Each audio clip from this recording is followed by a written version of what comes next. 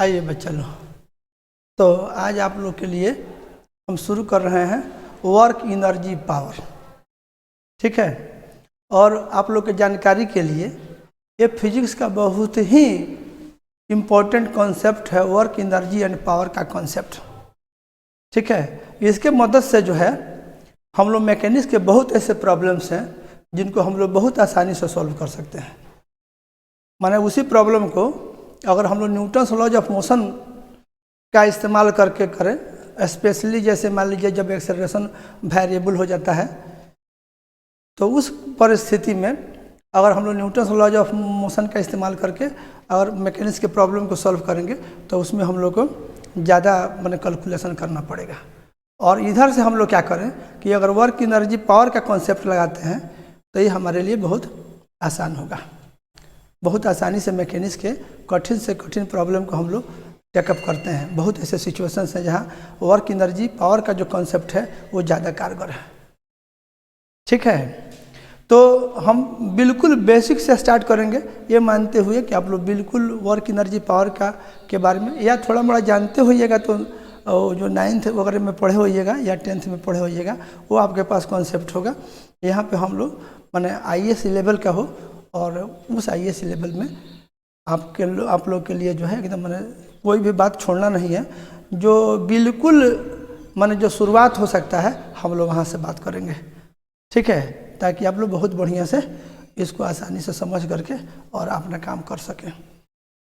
ठीक है, work energy का कॉन्सेप्ट। और वैसे भी देखिए हम लोग मैक्सिमम चीज़ जो होता है वर्क का टर्म में बोलते हैं, या फिर एनर्जी के टर्म में बोलते हैं, या पावर का टर्म में बोलते हैं। प्रायः देखिएगा आप मान लीजिए गाड़ी वगैरह की बात करते हैं तो गाड़ी के पावर की बात करते हैं, हॉर्स पावर की बात करते हैं, एनर्जी की बात करते हैं। आजकल तो पूरे दुनिया में एनर्जी की ही बात हो रही है कि नहीं? एनर्जी क्राइसिस तरह तरह के, तो एनर्जी के बारे में हम लोग बात करेंगे। एनर्जी के बारे में तो आप बहुत कुछ सुने समझे हैं, लेकिन वास्तव में एनर्जी क्या है, इस एनर्जी के बारे में भी बात होगी कि व्हाट इज एनर्जी। आप लोग एनर्जी भी समझेंगे, आप लोग वर्क भी समझेंगे, और फिर पावर समझेंगे। मैंने मैक्सिमम काम डे टू डे लाइफ जो है उसमें भी हम लोग देख रहे हैं कि बहुत ऐसा जगह है जैसे पावर, कितना पावर कंजम्पशन है, क्या लोड है, ये सब चीज़ आप लोग पढ़िएगा। क्या वोल्टेज है, ये सब पढ़ते हैं ना इलेक्ट्रिसिटी में, क्या वोल्टेज है। तब वोल्टेज का संबंध फिर वर्क से एंड चार्ज से है। तो आप लोग वोल्टेज की बात करते हैं, आप एनर्जी की बात करते हैं, गाड़ी के हॉर्स पावर की बात करते हैं, रॉकेट के हॉर्स पावर की बात करते हैं। माने मैक्सिमम काम जो है हम लोग वर्क एनर्जी एंड पावर के टर्म में डिस्कस करते हैं। तो इसके बारे में हम लोग का कॉन्सेप्ट बहुत क्लियर होना चाहिए। मैंने बहुत क्लियर कंसेप्शन होना चाहिए कि what is work, what is energy, what is power. माने पावर आप बोल रहे हैं, हॉर्स पावर भी बोल रहे हैं, इस तरह की चीज़ बोल रहे हैं, लेकिन आप समझ नहीं रहे हैं कि व्हाट इज पावर। एनर्जी बोल रहे हैं, एनर्जी पोटेंशियल एनर्जी आप बोल रहे हैं, आप काइनेटिक एनर्जी बोल रहे हैं, आप मैकेनिकल एनर्जी बोल रहे हैं, आप केमिकल एनर्जी बोल रहे हैं, और आप एनर्जी का जो रूट है उसको नहीं समझ रहे हैं, तो फिर आपको प्रॉब्लम होगा। ठीक है, तो वही चीज़ हम लोग को पढ़ना है, और सबसे पहले हम लोग वर्क से स्टार्ट करेंगे। ठीक है, और फिजिक्स में वर्क कैसे डिफाइंड है हम लोग इस बात पर पहले फोकस करेंगे कि वर्क का डिफिनीशन क्या है। आप लोग याद होगा कि 9th क्लास में पढ़े होइएगा, तो 9th क्लास में लोग बताया था वर्क बराबर force multiplied by displacement. Hindi में बोलते थे कार्य बराबर बल गुणा विस्थापन, ये बोलते थे ना आप लोग, कार्य बराबर बल गुणा विस्थापन बोलते थे। इस तरह की बात आप लोग बोलते थे। ठीक है, अब उसी का थोड़ा सा एडवांस रूप आएगा। वहाँ तो मान लीजिए कि जिस डायरेक्शन में बल होता था उसी डायरेक्शन में विस्थापन होता था, और बल कांस्टेंट होता था। तब आप सीधे वर्क निकालना होता था, क्योंकि छोटे लेवल में आप वेरिएबल बल की बात नहीं कर सकते थे, आपका वहाँ पर बल कांस्टेंट था। आप उसी दिशा में बल लगाते थे जिस दिशा में पार्टिकल का डिस्प्लेसमेंट होना होता है। ठीक है कि नहीं? तो इस तरह से वहाँ पे कार्य का जो डिफिनीशन था बल गुणा विस्थापन, बल कांस्टेंट रहता था, ऐसे मान करके बात होती थी। तो आप सीधे कार्य बराबर लिख लेते थे बल गुणा विस्थापन, और आपका काम चल जाता था। लेकिन सवाल है कि अब आप आ गए हैं IAS लेवल में, तो इसमें जो है हम लोग को बहुत सारा सिचुएशन मिलेगा। हो सकता है कि हमारा फोर्स वेरिएबल हो, ठीक है, फोर्स कांस्टेंट नहीं हो, फोर्स में भी वेरिएबल, जैसे स्प्रिंग फोर्स है वो वेरिएबल हो सकता है। इलेक्ट्रोस्टैटिक फोर्स में आप लोग देखिएगा F बराबर K Q1 Q2 by R square रहता है, उसमें R का वेरिएशन बहुत मायने रखता है, R बदल जाता है, फोर्स बदल जाता है। ग्रेविटेशनल फोर्स में भी जब हम लार्ज डिस्टेंस में बात करते हैं तो उसमें R होता है और बल बदल जाता है। ये भी जरूरी नहीं है कि जिस डायरेक्शन में बल हो हमेशा विस्थापन उसी दिशा में हो, बल के दिशा और विस्थापन के दिशा में बहुत अंतर हो सकता है, डिफरेंट डायरेक्शन हो सकता है। और ऐसा भी हो सकता है कि वो बल और विस्थापन के बीच का कोण, फोर्स एंड डिस्प्लेसमेंट के बीच का जो एंगल है वो बदलते रहे, ठीक है कि नहीं। तो इन सारे बातों को ध्यान में रखते हुए जो एक जनरल फार्मूला आप कह सकते हैं, उसमें हम लोग क्या करते हैं, कार्य जब हम लोग निकालते हैं तो एक फोर्स के द्वारा, दैट फोर्स में भी वेरिएबल और में भी कांस्टेंट, एक फोर्स के द्वारा हम लोग एक छोटे से डिस्प्लेसमेंट में, बोलते हैं इन्फिनिटेसिमली स्मॉल डिस्प्लेसमेंट, तो एक इन्फिनिटेसिमली स्मॉल डिस्प्लेसमेंट में हम लोग कार्य की बात बोलते हैं। हम लोग कार्य डिफाइन करने जाएंगे तो वो जो छोटा क्लास का जो डिफिनीशन था बल गुणा विस्थापन, वो छोटे क्लास के लिए उचित था, वहाँ आप ओके थे। लेकिन यहाँ पे हम लोग बात करेंगे तो हम लोग एक ऐसा फार्मूला वर्क का डेवलप करने चल रहे हैं, ऐसा डिफिनीशन देने जा रहे हैं जिसमें वो उस समय भी लागू होगा जब फोर्स वेरिएबल है और फोर्स के डायरेक्शन में डिस्प्लेसमेंट हो। ये कोई ज़रूरी नहीं है, फोर्स एंड और डिस्प्लेसमेंट का डायरेक्शन जस्ट अपोजिट भी हो सकता है, 90 डिग्री पर हो सकता है, डिफरेंट तरह के सिचुएशन एराइज कर सकते हैं, हर एक सिचुएशन में हो सकता है। तो इसलिए इन सारे बातों को ध्यान में रखते हुए एक जनरल फार्मूला हम लोग वर्क के लिए बोलेंगे, और वो हम लोग बोलेंगे एक किसी फोर्स F के द्वारा एक इन्फिनिटेसिमली स्मॉल डिस्प्लेसमेंट dr में वर्क का क्या मान होगा, उसके लिए हम लोग एक्सप्रेशन लिखेंगे। ठीक है, मेरा ख्याल आप लोग बात को समझ गए कि हम लोग मैंने वर्क का वो डिफिनीशन लिखने चल रहे हैं जो किसी भी परिस्थिति में फोर्स वेरिएबल हो चाहे वेरिएबल नहीं हो, फोर्स एंड डिस्प्लेसमेंट का डायरेक्शन सेम हो या उल्टा हो या कोई दूसरा एंगल हो फोर्स एंड डिस्प्लेसमेंट के बीच में, हर एक परिस्थिति में जो अप्लीकेबल हो उसके लिए हम लोग एक जनरल वर्क का डिफिनीशन देने चल रहे हैं। Work done by a force in an infinitesimally small displacement. आप लोग समझ गए? तो आइए आप लोग, ये हम लोग वर्क एनर्जी पावर लिख दिए हैं और हम लोग बात करेंगे ऐसे।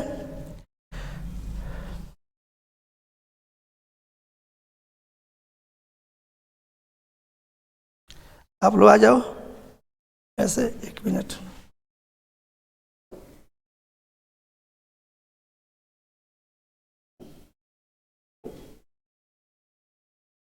यहाँ देखो आप लोग, इसमें हम लोग वर्क एनर्जी पावर की बात, आप लोग आ जाइए पहले। अब वर्क का वो डिफिनीशन लिख रहे हैं जो आपको कभी भी सूट करेगा, किसी भी परिस्थिति में सूट करेगा, वो वाला डिफिनीशन पे हम फोकस करने चल रहे हैं। ठीक है, वर्क का डिफिनीशन ऑफ वर्क। ओके, इसमें पहले हम आपको बात करेंगे डिफिनीशन ऑफ वर्क की।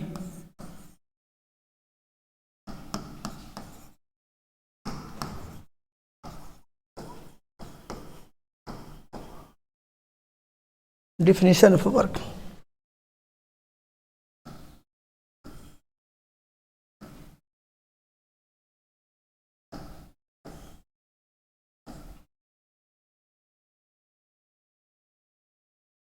अब ये देखो क्या बोलते हैं। ठीक है, आप लोग आ जाओ। सपोज करो हम एक जनरलाइज वे में बात करने चल रहे हैं, कोई स्पेशल केस नहीं लेंगे। ये नहीं कि motion in straight line path पे मोशन हो रहा है, ऐसा नहीं बोल रहे हैं। एक मोस्ट जनरलाइज कोई पाथ कंसीडर कर रहे हैं। सब अभी पार्टिकल अगर किसी पाथ पे चलेगा तब तो उसमें डिस्प्लेसमेंट होगा, और डिस्प्लेसमेंट होगा तब तो वर्क की बात उठेगी। इसलिए हम एक जनरलाइज पाथ, सपोज करिए कि इस तरह के पाथ पे आपका ऐसा कोई पाथ है और इस पाथ पे पार्टिकल मोशन कर रहा है, दिस इज द पाथ। ये आपका एक पाथ है, इस पाथ पे आपका पार्टिकल जो है मोशन कर रहा है, दिस इज द पाथ। ये वो पाथ है जिस पाथ पे होकर के आपका पार्टिकल मोशन कर रहा है। ओके, अब सपोज करिए कि इस पाथ पे जो है आपका यहाँ पर पार्टिकल का पोजीशन यहाँ है, कोई पार्टिकल है यहाँ पे इस बिंदु पे। ठीक है, ये आप लोग को दिख रहा होगा, आई होप। यहाँ एक बिंदु है, ऐसे सपोज करिए, या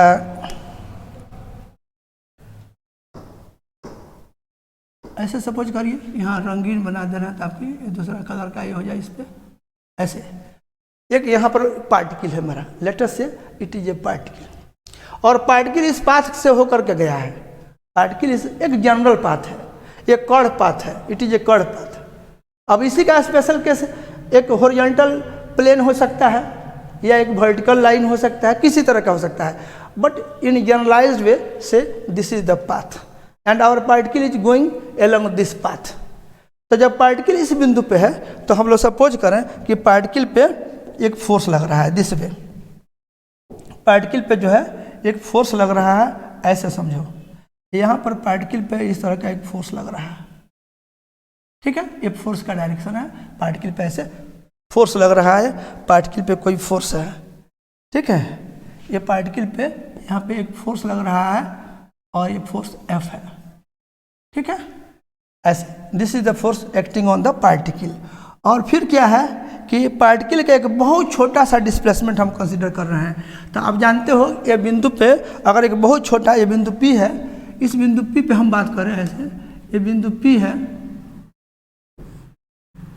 मान लो ये बिंदु P है यहाँ पे, और जहाँ पर पार्टिकल का पोजीशन है, और उसके बाद इस पथ पे एक बहुत छोटा सा डिस्प्लेसमेंट हम लोग को कंसीडर करना है, इन्फिनिटेसिमली स्मॉल, जिसको बोलेंगे, क्या बोलेंगे, इन्फिनिटेसिमली स्मॉल डिस्प्लेसमेंट। ये हम लोग इसमें कंसीडर करेंगे ऐसे, इन्फिनिटेसिमली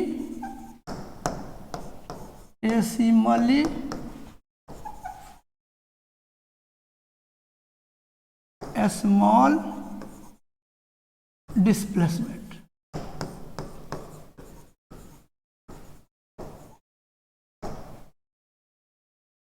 स्मॉल डिस्प्लेसमेंट, ये इन्फिनिटेसिमली स्मॉल डिस्प्लेसमेंट हम कंसीडर करने चल रहे हैं, ओके। ये लिख देना है इन्फिनिटेसिमली स्मॉल डिस्प्लेसमेंट, ऐसे। और ये इन्फिनिटेसिमली स्मॉल डिस्प्लेसमेंट जो है, इसको हम डिनोट करेंगे ऐसे dr से, इट इज dr। वैसे भी जानते हो change in r is position vector, तो dr क्या होता है, चेंज इन पोजीशन वेक्टर। बुझिए ये बहुत छोटा डिस्प्लेसमेंट, यानी बहुत छोटा चेंज इन पोजीशन वेक्टर, बहुत छोटा चेंज इन पोजीशन वेक्टर।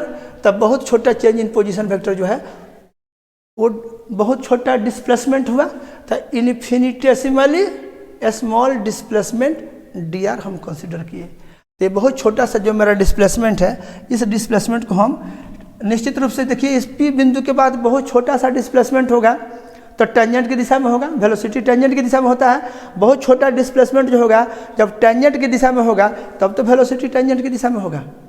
आप जानते हो ना कि पार्टिकल का जो वेलोसिटी होता है, जहाँ पर पथ के जिस बिंदु पर पार्टिकल का पोजीशन होता है, उस पोजीशन पे जो टेंजेंट होता है उस टेंजेंट की दिशा में होता है। तो जब टेंजेंट की दिशा में डिस्प्लेसमेंट होता है, टेंजेंट की दिशा में वेलोसिटी होता है, इसका मतलब हुआ कि जो बहुत छोटा सा डिस्प्लेसमेंट dr होगा, वो छोटा सा डिस्प्लेसमेंट भी टेंजेंट की दिशा में होगा।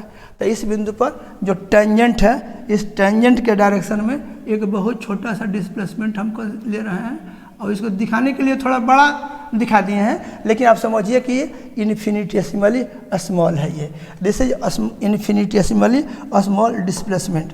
और इसका जो डायरेक्शन है, इसको डॉटेड लाइन्स हम बढ़ा करके आपको दिखा दे रहे हैं, दिस वे। ये आपको बड़ा करके दिखा दिए हैं कि आप लोग को दिख रहा होगा, ठीक है। तो ऐसे हो गया, ये आपका dr है। यही आपका जो है, यहाँ से हम लोग बात करें, ये जो है यहाँ पर जो दिख रहा है, यही छोटा सा डिस्प्लेसमेंट वेक्टर, ये dr है, this is your dr, okay. ये dr है, this is your dr। I hope आप लोग बात को समझ गए।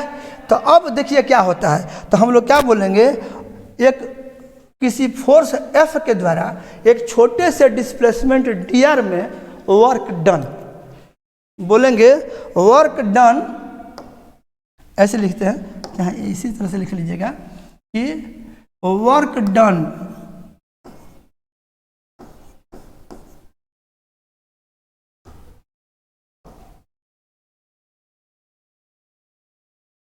ऐसे बोल रहा है, work done by force F, work done by force F in an infinitesimally small, इन्फिनिटेसिमली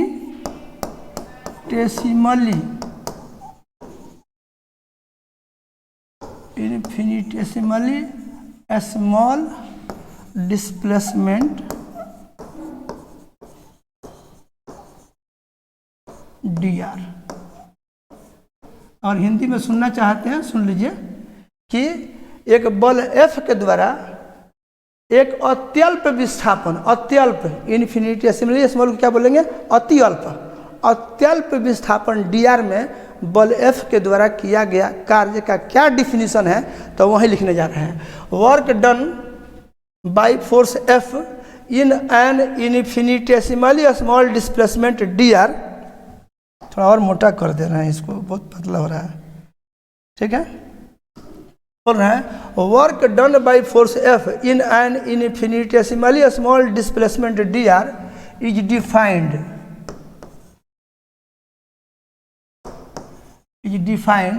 mathematically,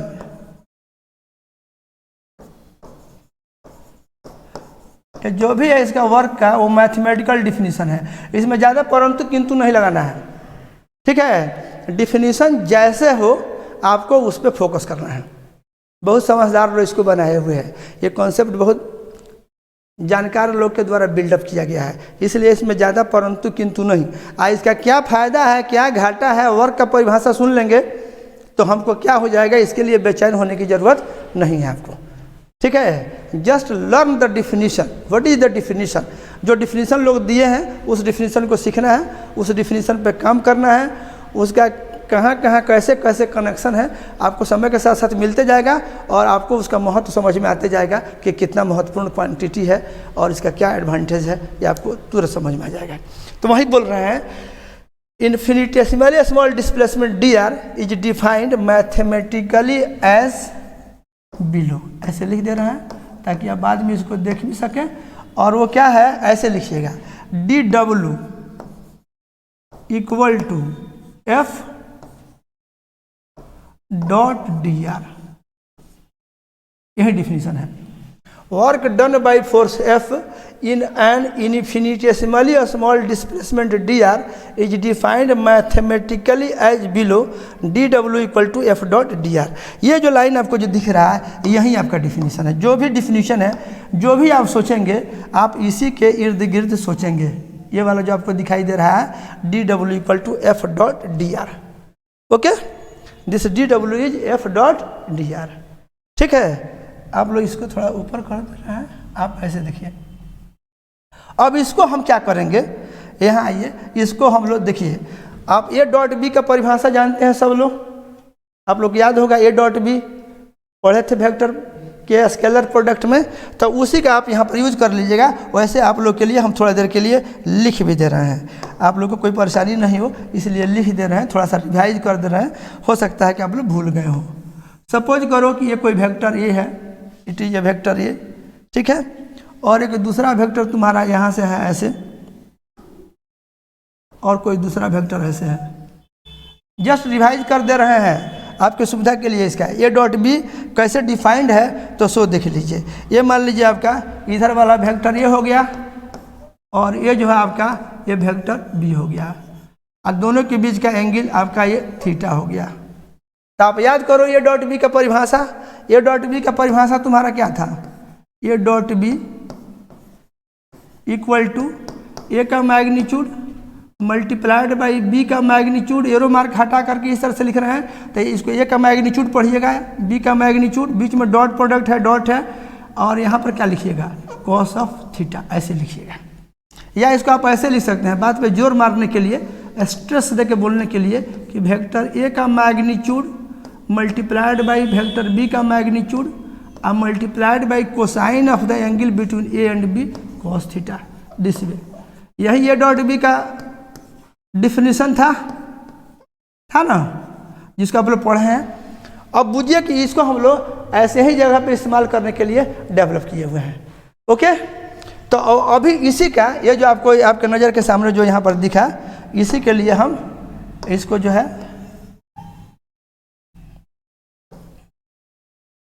इसको हम आपको बना दिया ऐसे। ये आप ये डॉट भी अपने दिमाग में रखिएगा। अब अगर डी डब्ल्यू बराबर आप एफ डॉट डी आर लिखते हैं तो फिर इसको कैसे आप बढ़ाइएगा आगे, तो देखिए एफ डॉट डी आर लिखिएगा तो यहाँ से ऐसे लिखिएगा, बहुत जोर दे करके इसको याद रखिएगा। डी डब्ल्यू बराबर एफ डॉट डी आर को लिखिएगा magnitude of force multiplied by magnitude of displacement multiplied by cosine of the angle between force and displacement. यहाँ देखिए इस फिगर में ये पाथ का tangential infinitesimally small displacement D R था, अब फोर्स ऐसे था, तो ये जो एंगल आपको बना यहाँ पर ये एंगल थीटा था फोर्स एंड डिस्प्लेसमेंट के बीच में। आई होप आप लोग को दिखाई दे रहा होगा, ऐसे था। ओके, तो अब हम क्या कर रहे हैं वही लिखने जा रहे हैं यहाँ पे। ये ऐसे आप यहाँ पर क्या करिएगा, फोर्स का मैग्नीट्यूड मल्टीप्लाइड बाई डिस्प्लेसमेंट का मैग्नीट्यूड और फोर्स एंड डिस्प्लेसमेंट के बीच का जो एंगल थीटा है उस थीटा का cosine of the angle between force and displacement. और अगर इसको भाषा में लिखना चाहें आप तो क्या लिख सकते हैं इसको ऐसे, it is magnitude of force. आप इसको स्ट्रेस देकर अगर लिखिएगा तो लिखिएगा मैग्नीट्यूड ऑफ फोर्स है ये, magnitude of force this much multiplied by magnitude of displacement. ये सिंपल मल्टीप्लिकेशन है, क्रॉस प्रोडक्ट मत भूल जाइएगा। ये magnitude of force multiplied by magnitude of displacement, magnitude of displacement.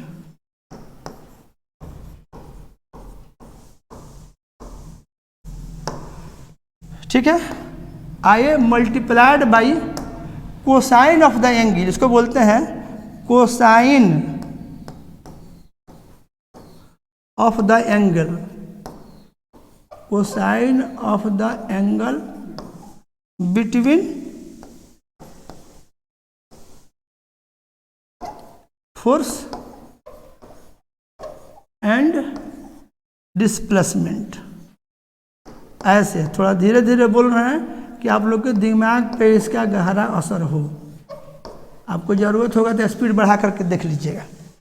क्या बोले, वर्क बराबर magnitude of force multiplied by magnitude of displacement multiplied by cosine of the angle, ऐसे इसको भी ब्रैकेट में डाल दीजिए, cosine of the angle between force and displacement. ये आपका ऐसे हो गया। आप लोग देख लीजिए ऊपर से लेकर के, फिर यहाँ आप लोग देख लिए कंप्लीट, और यहाँ देख लीजिए ये आपका work energy power main topic है हम लोग का। इस मेन टॉपिक में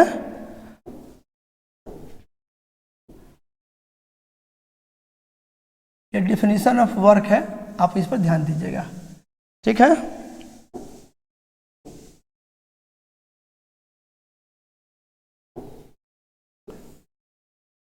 ये आपका वर्क एनर्जी पावर, ये आपका मेन टॉपिक हो गया।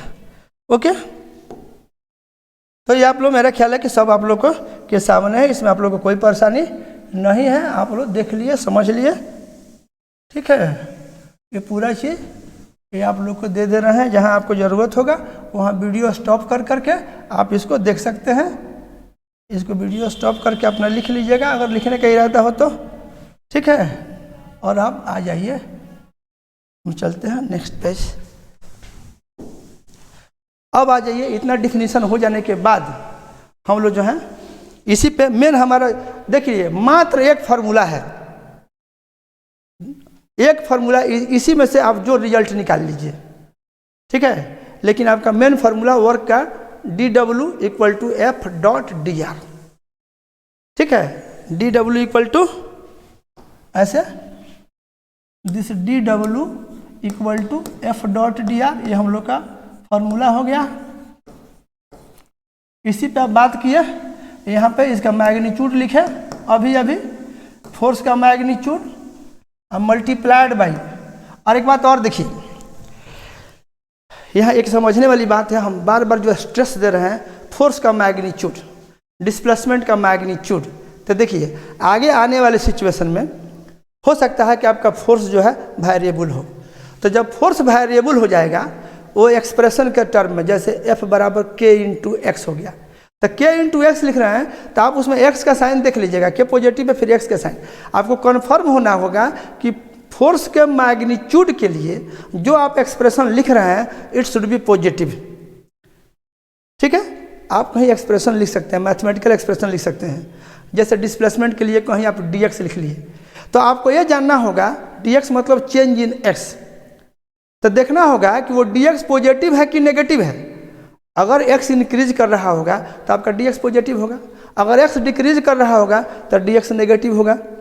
और आप लिखने जा रहे हैं उसको डिस्प्लेसमेंट के मैग्नीट्यूड के जगह पे, तो जो भी एक्सप्रेशन आप लिखेंगे, आप dx लिखे तो वहाँ पे आपको आश्वस्त अपने आप को करना होगा कि वो dx पॉजिटिव है कि नेगेटिव है। अगर dx पॉजिटिव है, मैग्नीट्यूड के जगह पे लिखना है तो सीधे dx लिख दीजिएगा।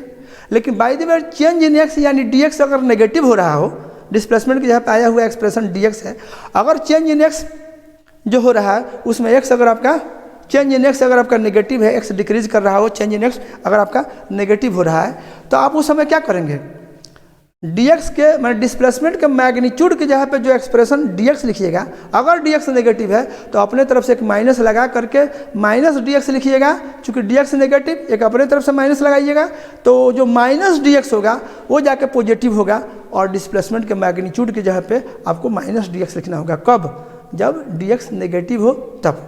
तो आपको जो हम अभी दिए, जो स्ट्रेस दिए, स्ट्रेस के पॉइंट इसमें देखते हैं कि बहुत लोग, अच्छे लोग जो हैं ये मिस्टेक कर देते हैं। ठीक है, बहुत अच्छा प्रोफेसर, बहुत नामी, देश का बहुत नामी प्रोफेसर है, और वो डिस्प्लेसमेंट की जगह पे लिख देगा dx, और हो सकता है कि वहाँ पर वो dx यानी चेंज इन x जो है वो नेगेटिव हो।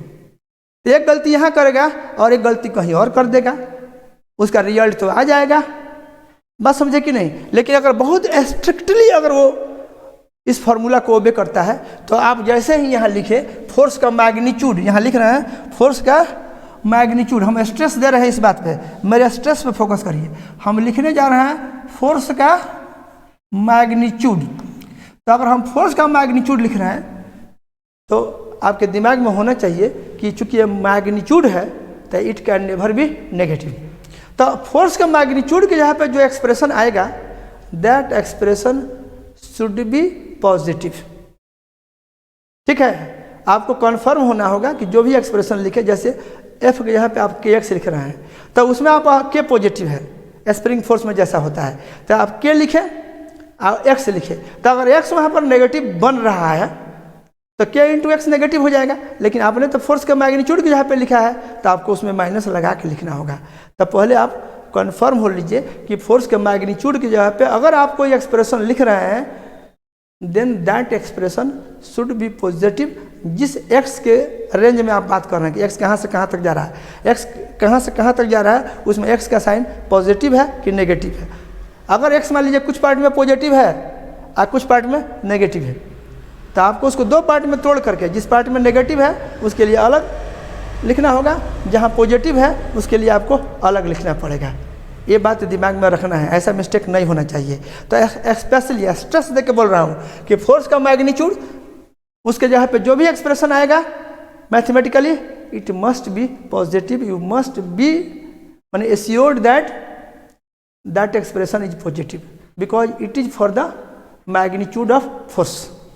सिमिलरली आप डिस्प्लेसमेंट का मैग्नीट्यूड लिखेंगे, मान लीजिए कि किसी जगह पे आपको डिस्प्लेसमेंट के लिए कोई मैथमेटिकल एक्सप्रेशन x वगैरह के फंक्शन के रूप में लिखना पड़े या आपको dx लिखना पड़े, you must B confirm that dx जो मैग्नीट्यूड लिख रहे हैं, डिस्प्लेसमेंट की जगह पे जो एक्सप्रेशन लिख रहे हैं वो इट शुड बी पॉजिटिव। अगर उसके बदले में आप dx लिखने जा रहे हैं और dx नेगेटिव है तो उसमें एक और नेगेटिव लगा करके उसको पॉजिटिव कर करके तब डिस्प्लेसमेंट के मैग्नीट्यूड की जगह पे आप लिखेंगे, और नहीं तो आप गलती करेंगे। ठीक है, याद रहे कि डिस्प्लेसमेंट का मैग्नीट्यूड है। फिर स्ट्रिक्टली फोर्स के डायरेक्शन एंड डिस्प्लेसमेंट के डायरेक्शन, अगर आप लिख रहे हैं फोर्स के डायरेक्शन, जैसा हम बोले हैं कि मान लीजिए आपका फोर्स का डायरेक्शन ऐसे था और डिस्प्लेसमेंट का ये फोर्स का डायरेक्शन था, और मान लीजिए आपका डिस्प्लेसमेंट जो है ऐसे, ऐसे है डिस्प्लेसमेंट, बड़ा दिखा दे रहे हैं, है छोटा, इन्फिनिटेसिमल स्मॉल है। आप इसको जो है आप लिख रहे हैं, ये आपका डिस्प्लेसमेंट डी आर लिखें, आप इसको एफ लिखें, ये दोनों के बीच का एंगल हुआ, जो भी एंगल बने सिचुएशन के हिसाब से, ये कुछ भी एंगल बन सकता है, ये 0 डिग्री हो सकता है, 90 डिग्री हो सकता है, 0 से 90 के बीच में कोई मान, 90 से 180 डिग्री तक चले जाइए, फिर और भी रोटेट हो सकता है, तो इधर से नाप लीजिएगा। बात समझे कि नहीं समझे? जैसे भी हो आप जब यहाँ पर लिखिएगा फोर्स का मैग्नीट्यूड मल्टीप्लाइड बाय डिस्प्लेसमेंट का मैग्नीट्यूड, एंड इसके अगला जो एक्सप्रेशन आप जो लिखेंगे, जो भी आप लिखें, जो भी लिख रहे हैं आप यहाँ पर जो लिखिएगा कॉस थीटा, आप यहाँ पर लिख लीजिए अपना एक कॉस थीटा लिख लीजिए। तो जो थीटा लिखना है strictly that theta should be angle between the force and the displacement. ठीक है, आई होप आप लोग बात को मेरी समझ गए हैं।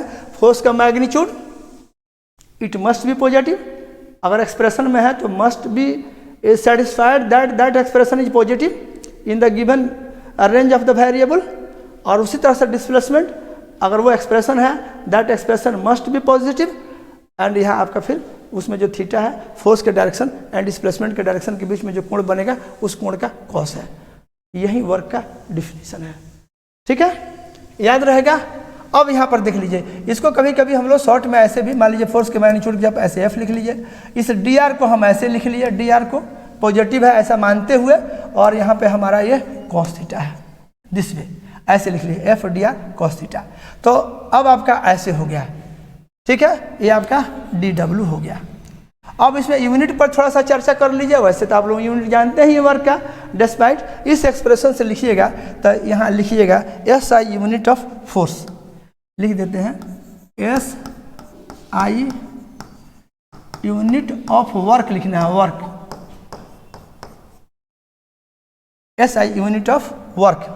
तो आप लोग क्या लिखोगे, चलो ये फोर्स का लिखोगे न्यूटन लिखोगे, डिस्प्लेसमेंट का लिखोगे मीटर, और कॉस थीटा में तो कोई एंगल कोई यूनिट नहीं होगा और रेशियो है, तो यही हो जाएगा S I unit of work बराबर हो जाएगा न्यूटन मीटर। और आपके जानकारी के लिए ये एक न्यूटन, इसी को हम लोग जूल बोलते हैं, क्या बोलेंगे, जूल। ठीक है, सीजीएस यूनिट भी कभी कभी आ जाता है, तो वहाँ पे फोर्स को कौन चीज़ में नापोगे, अगर सीजीएस में हम लोग बात करेंगे, सीजीएस यूनिट भी लिख देते हैं, ये भी जरूरी होता है, सीजीएस यूनिट ऑफ वर्क। तो सीजीएस यूनिट ऑफ वर्क में आप क्या करोगे, फोर्स को नापोगे अपना डाइन में नापोगे, और इस डिस्प्लेसमेंट को नापोगे सेंटीमीटर में, तो डाइन सेंटीमीटर हो जाएगा, और इस डाइन और सेंटीमीटर का जो प्रोडक्ट है इसी को बोलते हैं अर्ग, ई आर जी, अर्ग। 1 डाइन सेंटीमीटर ये तुम्हारा हो जाएगा 1 अर्ग। ठीक है, ये जो है बिहार बोर्ड के ऑब्जेक्टिव सवाल में ये भी एक कभी कभी पूछ दिया है कि इसका यूनिट क्या है। ठीक है, रिलेशन वगैरह भी तुम लोग जानता है, जूल और के बीच का रिलेशन ये भी पूछ देता है बोर्ड एग्जामिनेशन में, कभी कभी बोर्ड एग्जामिनेशन में पूछ देता है। एक जूल बराबर कितना होता है, कितना अर्ग बोलो तो, 1 जूल इक्वल टू 10⁻⁷ अर्ग। ये भी याद रखना आप लोग, ये याद रखना, हो सकता है कि आपको आ जाए परीक्षा में 1 नंबर का सवाल हो सकता है। तो मेरा ख्याल आप लोग बात को समझ गए, बोलिए।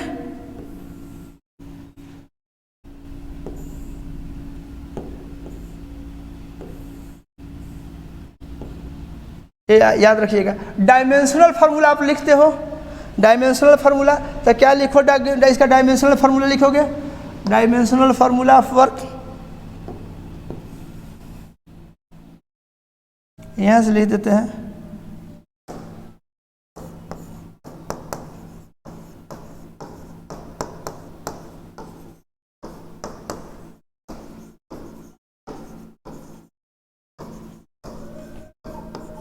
Dimensional formula of work.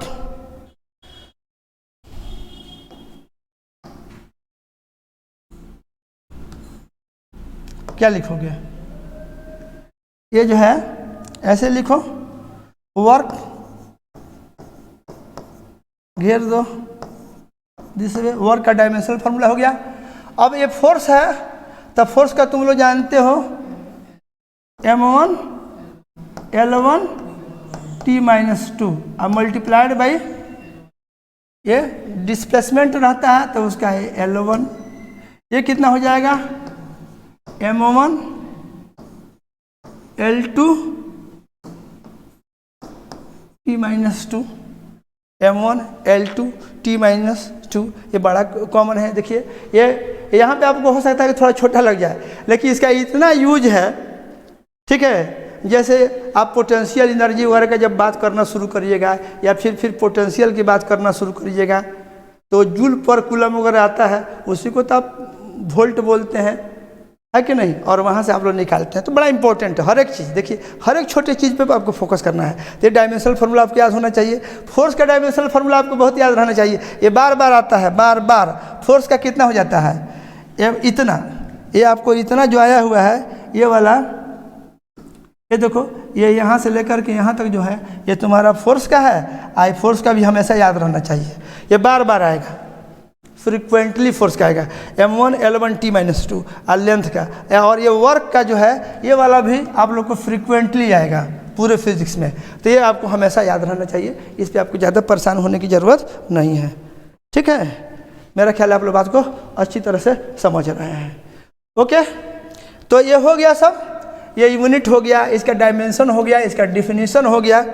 अब इसमें हम लोग क्या करेंगे, इसमें हम लोग जो है इतना जब हो गया तब हम लोग आते हैं एक, फिर आप लोग यहाँ आ जाओ, हम लोग इसका कुछ स्पेशल केसेज देख लें, ये बड़ा इंपॉर्टेंट है स्पेशल केस, जिसके वर्क का ये जो आपका आया है, इसके लिए स्पेशल केसेज जो है इस पर थोड़ा फोकस करिए आप लोग। स्पेशल केसेज,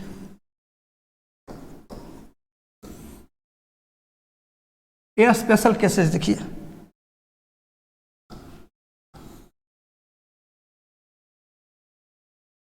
स्पेशल केसेज में देखिए जब फोर्स और डिस्प्लेसमेंट एक ही डायरेक्शन में हो, फोर्स एंड डिस्प्लेसमेंट एक ही डायरेक्शन में हो जाए। जैसे आप लोग ऐसे बुझिए, एक बनाते हैं सिचुएशन जो बड़ा कॉमन, जो आप छोटे क्लास में इस पे काम किए हो वो वाला। जैसे देखो ये एक देखो सिचुएशन,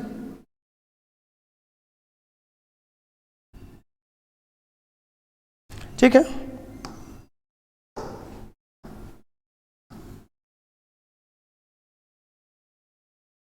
ऐसे सपोज करो ऐसे कोई बॉडी है,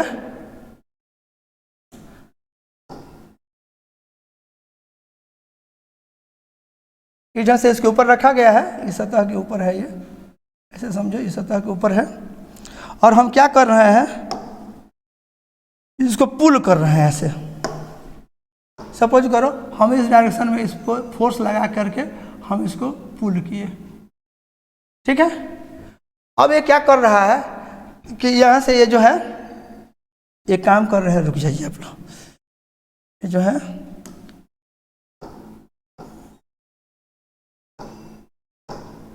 लोग के लिए थोड़ा बना देते हैं इंटरेस्टिंग, ठीक है। इसको जो है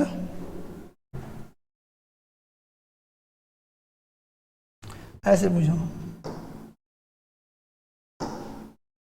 आप लोग ये देखो क्या किए, इसको हम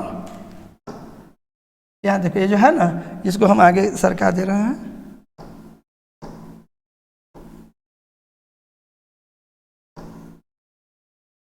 ऐसे समझो कि यहाँ तक था, ये शुरू में यहाँ था और यहाँ से थोड़ा सा ही घसा गया। ये रेड वाला जो बनाए हुए हैं ये समझो उसका इनिशियल पोजीशन था, ये रेड वाला जो था इनिशियल पोजीशन था, और उसके बाद ये जो दूसरा जो पोजीशन है, मतलब एक ब्लॉक है, जस्ट एक ब्लॉक है, और इस ब्लॉक पे हम फोर्स लगाए ऐसे, ये रेड वाला पे जो है ऐसे हम फोर्स लगाए दिस वे, ठीक है। ये पोजीशन आपने देख लिए, रेड वाला ब्लॉक था, एक जस्ट एक ब्लॉक था, उस पर हम फोर्स लगाए फर्स्ट कंडीशन में। आप लोग ऐसे मान सकते हो, एक मिनट के लिए रुको, इसको हटा दे रहे हैं, बाद में उसको ऐसे करते हैं। ये फोर्स लगाए, तो इस पर फोर्स लगाने से क्या होगा, इसमें एक डिस्प्लेसमेंट हुआ, ये बॉडी है, इस पर हम क्या किए, एक फोर्स लगा दिए, इस तरह से एक फोर्स लगाए इस पर, ये मेरा फोर्स हुआ।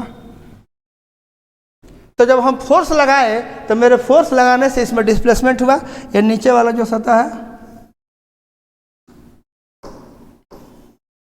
ये जो है ऐसे बुझो, ये नीचे वाला कोई सरफेस है ऐसे, जिसमें इट इज ए सरफेस। इसी पे हमारा एक ब्लॉक था, इट वाज ए ब्लॉक, ये कोई ब्लॉक है, दिस में इट इज ए ब्लॉक। इस पर हमने एक फोर्स लगाया, तब मेरे फोर्स लगाने से इसमें एक डिस्प्लेसमेंट हुआ, इसका जगह बदल गया।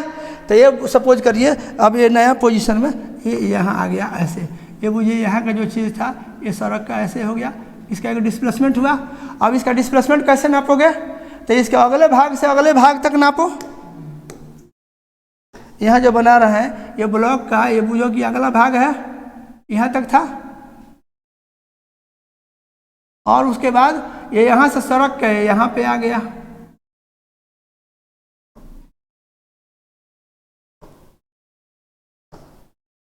दिस वे, तो ये कितना डिस्प्लेसमेंट हो गया, ये रेड से इस पोजीशन पे आ गया, ग्रीन वाले पोजीशन पे आ गया, तो इसमें डिस्प्लेसमेंट कितना हो गया, ये इतना इसका डिस्प्लेसमेंट हुआ ना, इसका displacement,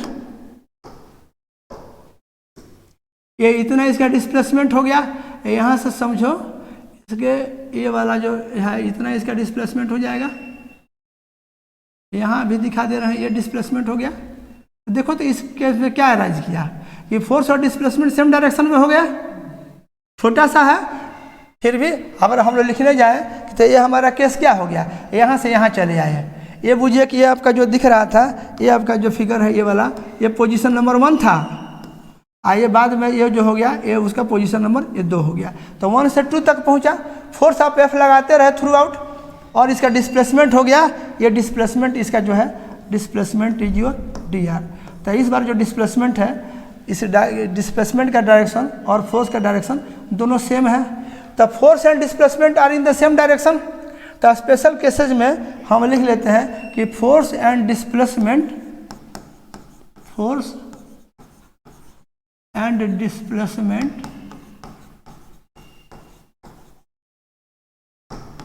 are in the same direction।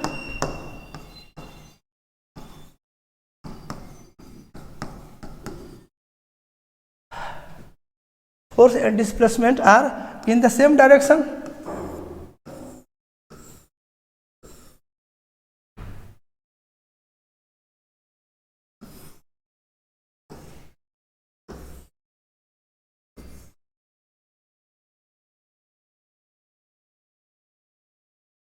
ठीक है, स्पेशल केसेज में फोर्स एंड डिस्प्लेसमेंट यहीं पर लिख लो, force and displacement are in the same direction, this way.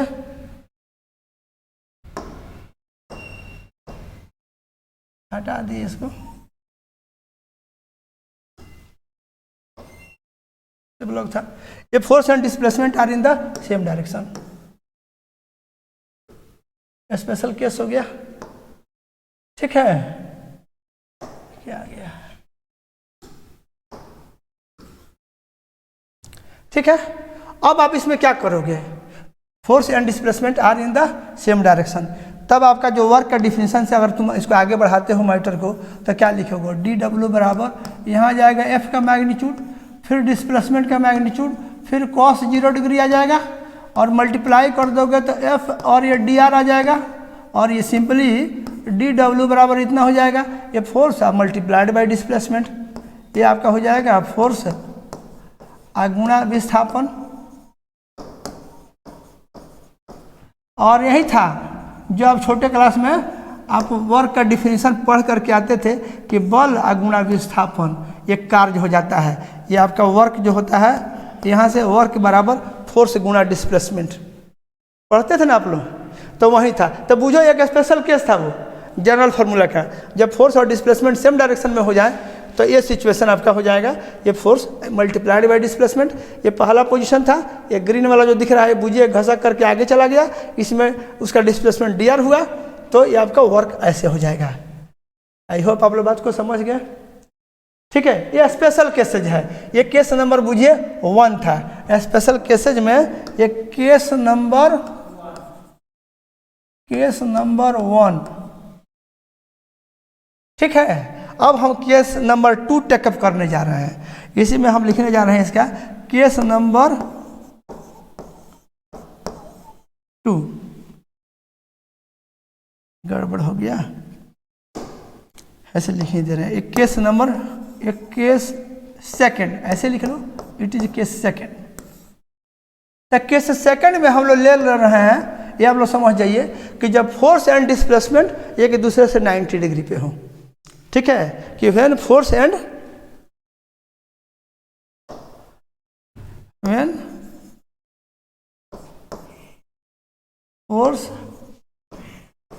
Displacement are eight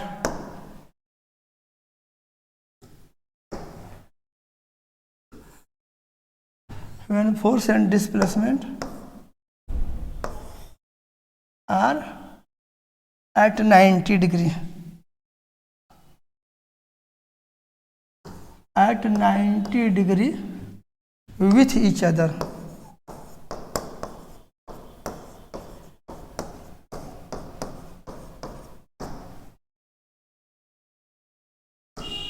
ठीक है।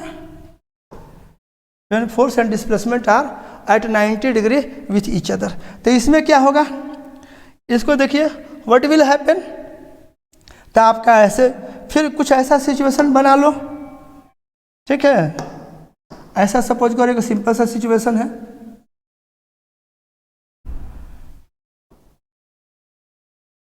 फिर इसमें एक ब्लॉक ही बना देते हैं तुम लोग को समझने के लिए। जैसे बॉडी है,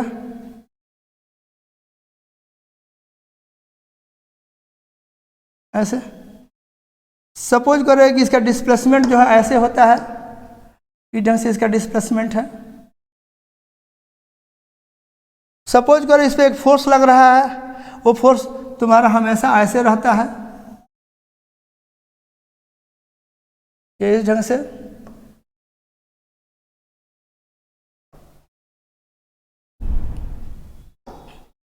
ठीक है।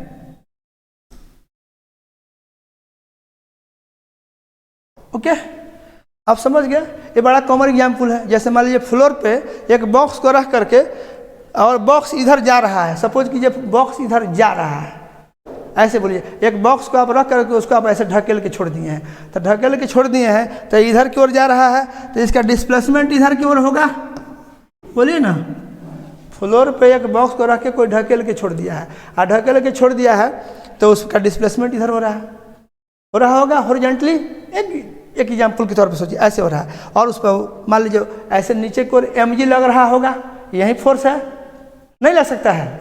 ये फोर्स के जगह पे हो सकता है, आपके एग्जाम्पल के तौर पे हम कोट कर दिए, मान लीजिए mg है, तो फोर्स लग रहा है नीचे और ये बॉक्स हॉरिजॉन्टली मूव कर रहा है, तो डिस्प्लेसमेंट है इधर, छोटा सा डिस्प्लेसमेंट में ही फोकस करें, तो ये डिस्प्लेसमेंट है इधर, अब फोर्स है मेरा इधर, तो ये एंगल कितना हो जाएगा आप बोलिए, तो ये 90 डिग्री एंगल बन जाएगा कि नहीं।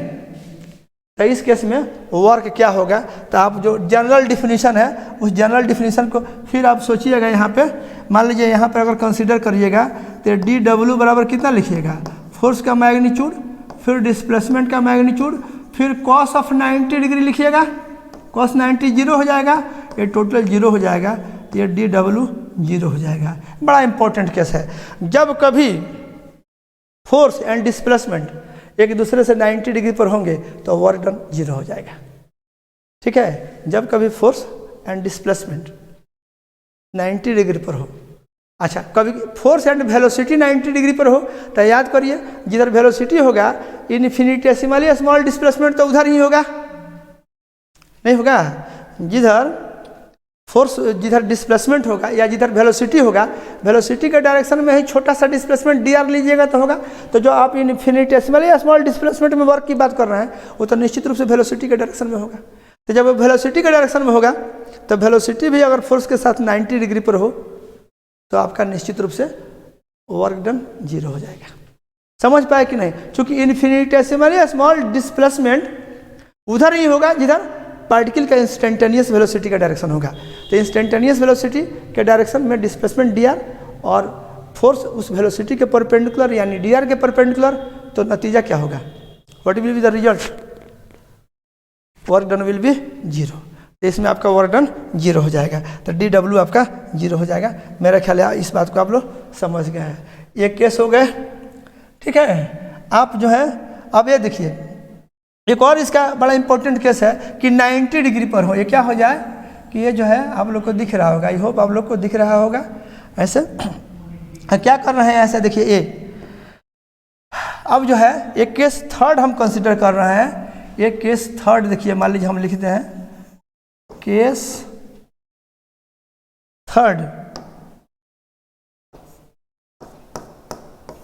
इसमें हम लोग क्या कंसिडर करेंगे कि जब दोनों जो है अपोजिट डायरेक्शन में है, ये बड़ा इंपॉर्टेंट केस है, दीज आर इंपॉर्टेंट केस है। बहुत ऐसा सिचुएशन होगा जिसमें फोर्स और डिस्प्लेसमेंट एक दूसरे से 180 डिग्री पर हो जाते हैं। फॉर एग्जांपल मान लीजिए इस पेन को ही हम ऊपर की ओर फेंक दिए, वर्टिकली अपवर्ड फेंक दिए, तो वर्टिकली अपवर्ड फेंक देंगे तो इसका डिस्प्लेसमेंट ऊपर की ओर है। छोटा डिस्प्लेसमेंट में ही बात करेंगे तो वो DR अपवर्ड हो जाएगा, वर्टिकली अप जा रहा है, और हमारा अगर mg ही फोर्स के जगह पे ले लें तो वर्टिकली डाउनवर्ड हो जाएगा।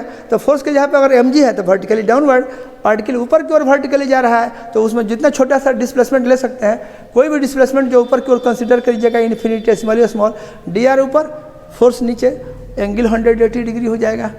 बात समझे कि नहीं। तो फोर्स पीछे की ओर है, ऐसे बना दे रहे हैं, कोई बॉडी है ऐसे, मान लीजिए कोई बॉडी ही बना दिया ऐसे, ऐसे हमारा बॉडी है, और इसका जो डिस्प्लेसमेंट है, सपोज करिए इसका डिस्प्लेसमेंट ऐसे है इस डायरेक्शन में, और इस पे फोर्स लग रहा है इस डायरेक्शन में, अपोजिट डायरेक्शन में फोर्स है, जबकि जा रहा है ऊपर, पार्टिकल जा रहा है इधर दिस वे, उसके मोशन का डायरेक्शन आप ऐसे भी सोच सकते हैं। जैसे मान लीजिए कि हॉरिजॉन्टल टेबल है, उस पर आप ऐसे ढकेल दिए हैं, तो जब ढकेल दिए हैं तो ब्लॉक जा रहा है हॉरिजॉन्टली, आप फ्रिक्शनल फोर्स जो लग रहा है, काइनेटिक फोर्स ऑफ फ्रिक्शन लगेगा, स्लिप करेगा, तो स्लिप करते हुए किसी सतह पर अगर बॉडी आगे जा रहा है, वेलोसिटी आगे की ओर, डिस्प्लेसमेंट आगे की ओर, छोटा सा ही सही, अगर DR आगे की ओर है, आप फोर्स फ्रिक्शनल फोर्स लीजिएगा तो पीछे की ओर लग जाएगा, लगेगा ना। सतह पर जब फिसलते हुए जाएगा तो जिधर डिस्प्लेसमेंट हो रहा है उसके अपोजिट डायरेक्शन में फोर्स हो जा रहा है, तो 180 डिग्री का रिलेशन हो गया। तो आपका सपोज करिए ऐसे, दिस इज योर डिस्प्लेसमेंट का डायरेक्शन ऐसे, आप फोर्स का डायरेक्शन आपका ऐसे, तो एंगल क्या हो जाएगा, अपोजिट है। तो आप यहाँ पर क्या लिखिएगा, तो इस केस में अगर आप DW की बात करिएगा तो ये हो जाएगा फोर्स का मैग्नीट्यूड F और डिस्प्लेसमेंट का मैग्नीट्यूड DR, और यहाँ एंगल हो जाएगा cos 180 डिग्री। तो सॉल्व करिएगा ये -FI × DR हो जाएगा। मेरा ख्याल है आप लोग बात को कुछ हद तक तो जरूर समझ गए, बोलिए नहीं समझे। आप वर्क का डिफिनीशन देख लिए, एंड वर्क के डिफिनीशन के बाद आप वर्क का डिफिनीशन देखें, एंड उसके बाद ये सब कुछ स्पेशल केसेस देख लिए, ठीक है। तो स्पेशल केसेस देख लेने के बाद आपके दिमाग में अब धीरे धीरे सब आइडिया आ रहा होगा, नहीं आ रहा है क्या, बोलिए। और आपके सामने ये सब सिचुएशन है। अब देखिए ये हम लोग इन्फिनिटेसिमली स्मॉल डिस्प्लेसमेंट में निकाल रहे हैं। अब एक हम लोग केस कंसिडर करने चल रहे हैं जिसमें फोर्स जो है कांस्टेंट रहता है through out the motion. Particle किसी भी पाथ से होकर के जाए, पार्टिकल पर लगने वाला जो फोर्स है that force is constant, constant in magnitude and direction. Force constant मतलब it is constant in magnitude and direction both, समझ गए। तो उस स्पेशल केस में एक फाइनाइट डिस्प्लेसमेंट हो रहा है, नॉट इन्फिनिटेसिमली स्मॉल, एक फाइनाइट डिस्प्लेसमेंट हो रहा है, पार्टिकल एक लंबा सा पाथ ट्रेवल कर रहा है, उसमें हमको वर्क डन की बात करनी है, लेकिन उसमें फोर्स कांस्टेंट रह रहा थ्रू आउट द मोशन, ठीक है कि नहीं। तो वो हम लोग बोलते हैं, एक हम आपके लिए फिर आते हैं, एक अगला पेज ले लेते हैं और उसमें बात करते हैं। ये देखिए हम लोग क्या करने जा रहे हैं, work done by a constant force. इसमें हम लोग बात करेंगे work done by a constant force, work done by a constant force.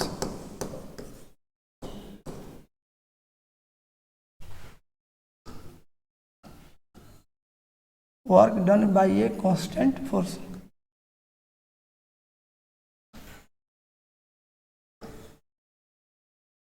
Work done by a constant force, एक कांस्टेंट बल के द्वारा किया गया कार्य, work done by a constant force. ठीक है, ये बड़ा इंपॉर्टेंट केस है और आपके बहुत सारे कॉन्सेप्ट को ये क्लियर करेगा। ठीक है, तो इसमें देखिए क्या हम कर रहे हैं।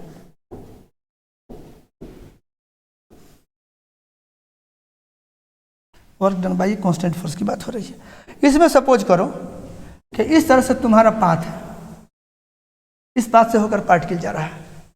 ठीक है, पोजीशन 1 से शुरू किया, यहाँ जो है यहाँ पर सपोज करो ये पोजीशन नंबर 1 है, यहाँ से शुरुआत हो रहा है और ये बुझिए यहाँ पर हम ले लेते हैं, हम यहाँ तक ही बात करेंगे। मान लीजिए हम यहाँ तक बात किए, ये पोजीशन नंबर 2 तक बात किए। ठीक है, और इस पर एक फोर्स लगा जो कांस्टेंट है, इस पर फोर्स लगा जो कि कांस्टेंट है। सपोज करिए इस पर एक कांस्टेंट फोर्स लग रहा है, किसी भी डायरेक्शन में है, ये मान लीजिए, और यहाँ पर सपोज करिए ऐसे आपका पार्टिकल है।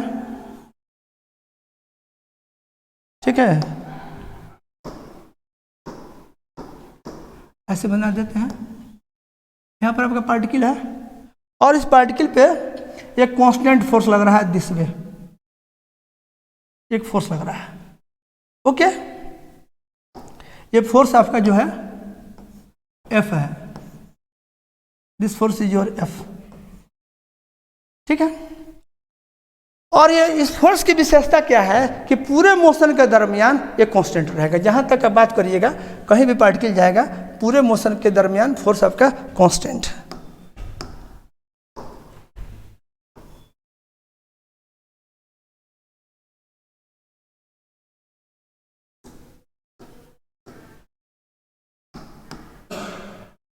ये हमारा पोजीशन 2 है।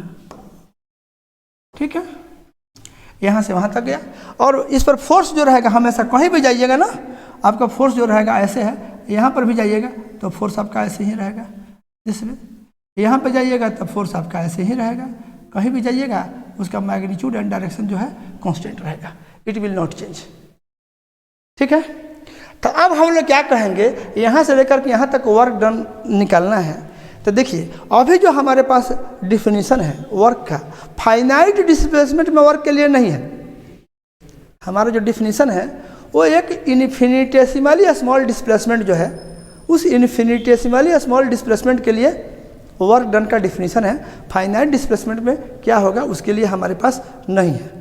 ठीक है, तो उसका जो एक जनरल रूल है, फोर्स वेरिएबल हो या कोई भी हो, एक फाइनाइट डिस्प्लेसमेंट में निकालना है तो हम लोग इनिशियल एंड फाइनल पॉइंट के बीच में एक इंटरमीडिएट पॉइंट कंसीडर करते हैं, कोई इंटरमीडिएट पोजीशन कंसीडर करते हैं। उस पोजीशन पे फोर्स को पार्टिकल पे दिखाते हैं। जैसे मान लीजिए इसमें अगर हमको बात करनी है तो हम क्या करेंगे कि एक इंटरमीडिएट पोजीशन लिए, कलर बदल दे रहा है। यहाँ पर सपोज करिए कि एक हम पोजीशन इंटरमीडिएट पोजीशन, न हम 1 की बात कर रहे हैं न 2 की बात कर रहे हैं, 1 और 2 के बीच में एक कोई इंटरमीडिएट पोजीशन हम कंसीडर कर रहे हैं। इंटरमीडिएट पोजीशन हम कंसीडर किए, ये हमारा इंटरमीडिएट पोजीशन सपोज कीजिए, यहाँ पे ये P है, यहाँ पे ये हमारा पार्टिकल है P, एक इंटरमीडिएट पोजीशन है। ओके, इंटरमीडिएट पोजीशन है, यहाँ पे P है। अब यहाँ पे हमारा ये जो है फोर्स है, ये क्या है, ये पार्टिकल पर लगने वाला जो है ये फोर्स है। ये force through out the motion constant है। अब हम क्या कर रहे हैं कि यहाँ पर एक छोटा सा डिस्प्लेसमेंट तो कंसीडर कर ही सकते हैं। बोलिए, छोटा सा डिस्प्लेसमेंट में तो आप लोगों को कोई दिक्कत नहीं है। एक छोटा सा डिस्प्लेसमेंट लीजिएगा तो ये छोटा सा डिस्प्लेसमेंट क्या होगा, it will be tangential to the path. बोलो, ऐसे सपोज करो,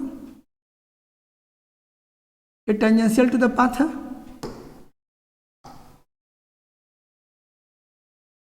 पाथ के टेंजेंशियल है।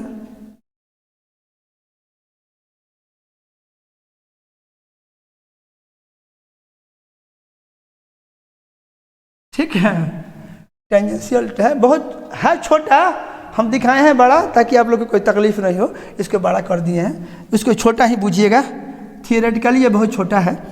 और ये आपका जो है ये डिस्प्लेसमेंट है। एक काम करिए, छोटा बना भी दे रहे हैं, नहीं तो हम लोग को तकलीफ होगी आगे चल के। बहुत छोटा है, इसको रखिए, बहुत छोटा होगा तब ना पाथ के अलॉन्ग उसको सोच पाइएगा। बोलिए, बहुत छोटा है ये, ठीक है। ये बहुत छोटा सा डिस्प्लेसमेंट हमारा रह गया, ये छोटा सा डिस्प्लेसमेंट हो गया dr। अब आप जब वर्क डन की बात करिएगा, इसमें इसके द्वारा वर्क डन की बात करिएगा तो क्या करिएगा, ये dw बराबर आप f डॉट dr लिख दीजिएगा, और तब रूल क्या कहता है कि आप ये जो छोटा सा जो dw है, इस dw को जोड़िए, जितना 1 से लेकर के 2 के बीच में जितने पोजीशन है, जैसे एक पोजीशन ये है, एक मान लीजिए एक बीच का पोजीशन यहाँ पे हम कंसीडर कर रहे हैं, तो ये पोजीशन यहाँ पे होता तो यहाँ पर एक dr होता, उसी तरह से एक छोटा सा डिस्प्लेसमेंट, बोलिए, तो यहाँ पर फिर आपका ये फोर्स होता, समझ गया कि नहीं। तो इस तरह से, और यहाँ पे आपका ये डिस्प्लेसमेंट dr होता। तो 1 से एंड 2 तक जाने के क्रम में पार्टिकल का जो पोजीशन बदलते रहेगा, ये पार्टिकल का पोजीशन जो बदलते रहेगा इस पथ पे, तो छोटे छोटे विस्थापन में वर्क आप निकालते जाइए, dw dw dw dw, और उन सारे dw को आप ऐड कर दीजिए। वर्क स्केलर क्वांटिटी है, इसलिए जोड़ने में झंझट भी नहीं है, सीधा इंटीग्रेशन से आप उसको निकाल सकते हैं, जोड़ दीजिए या उसको इंटीग्रेट कर दीजिए, उसी के दूसरे शब्द में इंटीग्रेट कर दीजिए। तो ये जो है 1 से लेकर के 2 तक जाने में जितना छोटा छोटा डिस्प्लेसमेंट पॉसिबल है, जैसे यहाँ एक छोटा सा डिस्प्लेसमेंट, मान लीजिए इस पोजीशन पे आए थे, इसके जस्ट पहले एक छोटा सा डिस्प्लेसमेंट, तो जितना छोटे छोटे डिस्प्लेसमेंट पॉसिबल है, हर एक छोटे छोटे डिस्प्लेसमेंट में आप dw वर्क निकालते जाइए, निकालते गए सब में dw dw dw। तो देखिए एज ए रूल हम लोग क्या करेंगे, इंटरमीडिएट पोजीशन कंसीडर कर लिए, उस इंटरमीडिएट पोजीशन पे वर्क के लिए एक्सप्रेशन लिख दिए, मान लीजिए फोर्स F है, डिस्प्लेसमेंट dr है, तो वर्क के लिए एक्सप्रेशन मेरा हो गया F डॉट dr हो गया, ये हमारा dw हो गया। अब आपको 1 से 2 तक जाने में टोटल अगर वर्क की ज़रूरत है, आप कैसे बोलिएगा, work done in going from position 1 to 2 आप निकालना है, तो आप क्या करिएगा, dw को इंटीग्रेट करिएगा। और ये देखिए, ये जो इंटीग्रल जो है समेशन है एक तरीका का, मैंने dw टाइप जितने टर्म्स होंगे, dw dw dw करके जितने टर्म्स होंगे, उन सारे टर्म्स को ये जोड़ करके रख देगा। एक बार इंटीग्रेशन करिएगा प्रॉपर लिमिट के साथ, dw को अगर इस dw को प्रॉपर लिमिट के साथ अगर आप इंटीग्रेट कर देते हैं, तो dw टाइप जितना टर्म होगा सबको जोड़ करके आपको दे देगा। ऐसा स्ट्रॉन्ग समेशन का ये मैथमेटिकल टूल है, समझ गया कि नहीं। इंटीग्रेशन आप एक बार यहाँ पर एक बिंदु पर ले करके वर्क के लिए एक्सप्रेशन निकाल लिए F डॉट dr, और उसी को dw को इंटीग्रेट करिए। 1 से 2 के बीच में ऐसा लिमिट रखिएगा कि पूरा कंसिडर हो जाए, यहाँ से 1 से 2 तक जितने छोटे छोटे डिस्प्लेसमेंट हैं सब उसमें इंक्लूड हो जाए।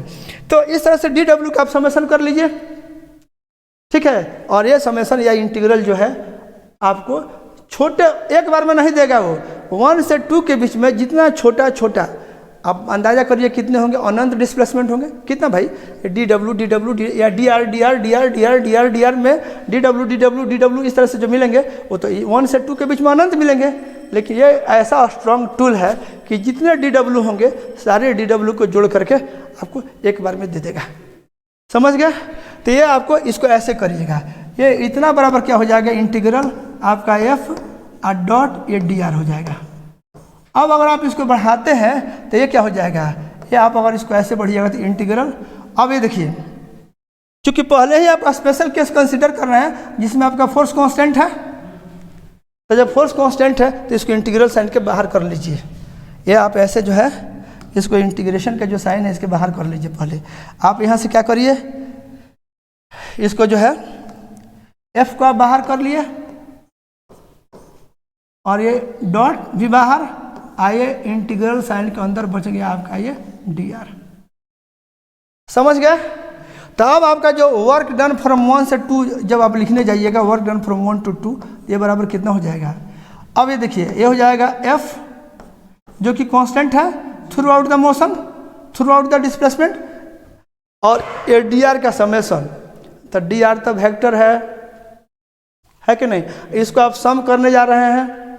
तो अब आप एक लिमिट लिखिएगा, तो ये लिमिट लेकर के आर जो है, अगर मान लीजिए इस बिंदु का एक पोजीशन वेक्टर होगा, आर इज पोजीशन वेक्टर, तो यहाँ के पोजीशन वेक्टर एंड यहाँ के पोजीशन वेक्टर को इसमें अगर R1 से R2 के बीच में इंटीग्रेट कर दीजिएगा तो dr का r लिमिट रखिएगा तो R2 घटा R1 हो जाएगा और R2 घटा R1 चेंज इन R हो जाएगा। ऐसे भी कर सकते हैं, लेकिन थियोरेटिकली ये बात को महसूस करना चाहें तो उसके लिए देखिए आपको क्या करना है, 1 से 2 के बीच में जितने छोटे छोटे डिस्प्लेसमेंट होंगे सारे छोटे छोटे डिस्प्लेसमेंट को ऐड करना है। तो पहला डिस्प्लेसमेंट कहाँ से शुरू होगा, ये बुझिए कि आपका यहाँ ये फर्स्ट डिस्प्लेसमेंट, इसके बाद से अगला डिस्प्लेसमेंट dr जितना dr मिलेगा हर एक छोटे छोटे विस्थापन में हर एक dr में वर्क निकाल करके जोड़ना है। तो मान लीजिए फर्स्ट बिंदु से 1 से शुरू किए, तो जो पहला जो डिस्प्लेसमेंट है, ये जो पहला जो डिस्प्लेसमेंट है इसका टेल बिंदु 1 पे है, बोलो ना, जो फर्स्ट है उसका टेल कहाँ पे है, पॉइंट 1 पे है, और ये तुम्हारा dr हो गया। यहाँ तुम्हारा क्या हो गया, ये पहला डिस्प्लेसमेंट निकला, ये पहला डिस्प्लेसमेंट तुम्हारा ये dr। अब फिर क्या होगा, इसके बाद में तुम्हारा अगला डिस्प्लेसमेंट इस बिंदु के बाद नेक्स्ट छोटा सा dr, बोलो, यहाँ से शुरू होगा, उसके बाद से फिर अगला डिस्प्लेसमेंट, बोलो, उसके बाद फिर अगला डिस्प्लेसमेंट, बोलो ना, इस ढंग से कंसिडर करते करते और यहाँ पे आ जाओगे तो तुम्हारा ये लास्ट डिस्प्लेसमेंट यहाँ पे आएगा जिसका हेड इस लास्ट पॉइंट पे होगा। अब आप लोग याद करो वेक्टर के समेशन का पॉलीगन रूल याद है, dr डिस्प्लेसमेंट छोटे छोटे डिस्प्लेसमेंट dr को जोड़ना है 1 से 2 के बीच में, थियोरेटिकली महसूस करने के लिए आपको बोल रहे हैं। तो आपका पॉलीगन रूल याद है, पॉलीगन रूल से जब बहुत सारे वेक्टर जोड़ना होता है तो कैसे जोड़ते हैं, एक वेक्टर उसके हेड से दूसरा, उसके हेड से तीसरा, उसके हेड से चौथा, उसके हेड से पांचवा, और इस तरह से करते करते आप जोड़ते हुए चले जाते हैं। और फिर क्या करते हैं आप लोग, लास्ट में मैंने एक खींचे उसके हेड से दूसरा, उसके हेड से तीसरा, और अंत में क्या करते हैं, फर्स्ट के टेल को लास्ट के हेड से मिला देते हैं, वो सबका वेक्टर सम हो जाता है, that is your polygon rule of vectors addition. तो यहाँ पर भी क्या हो रहा है, 1 से लेकर के 2 तक जितना छोटा छोटा विस्थापन में उसमें वर्क को जोड़ना था, वर्क जोड़ने के लिए फोर्स तो बाहर हो गया, डिस्प्लेसमेंट dr का समेशन हो गया। तो फर्स्ट डिस्प्लेसमेंट पॉइंट उसका जो टेल है 1 पे है, अब उसके हेड से अगला, फिर अगला, फिर अगला, फिर अगला, एंड लास्ट में जो वेक्टर आएगा उसका हेड पड़ जाएगा सेकंड पे।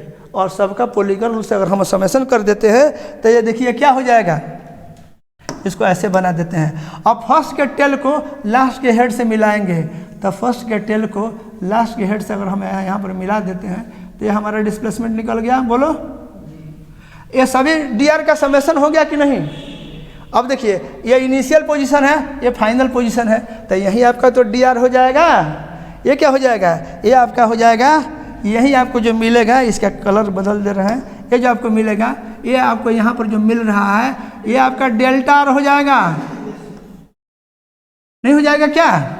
तो dr का समेशन 1 से 2 के बीच में करिएगा तो 1 से 2 तक आपको डिस्प्लेसमेंट पे फोकस करना है, 1 से 2 तक आपको डिस्प्लेसमेंट पे फोकस करना है, समझ गए। अब पाथ गायब, पाथ माने नहीं रख रहा है, माने क्या रख रहा है, यहाँ हो जाएगा f और डॉट dr के यहाँ पे क्या आ जाएगा, ये डेल्टा आ जाएगा। और बाई द वे आप ऐसे अगर सोचे रहते, मान लीजिए यहाँ से, मान लीजिए यहाँ पे आप ओरिजिन लिए रहते, इसी में देखिए एक दूसरा तरीका क्या हो सकता था, वो थोड़ा और इलेबोरेट हो जाता। मान लीजिए कि हम यहाँ पे क्या करते, यहाँ पे हम ऐसे एक इधर लिए रहते एक वेक्टर, ये हमारे सॉरी x, एक निर्देशांक का ले लेते इधर x, फिर यहाँ से ले लेते, मान लीजिए ऐसे लेते या ऐसे y रहता,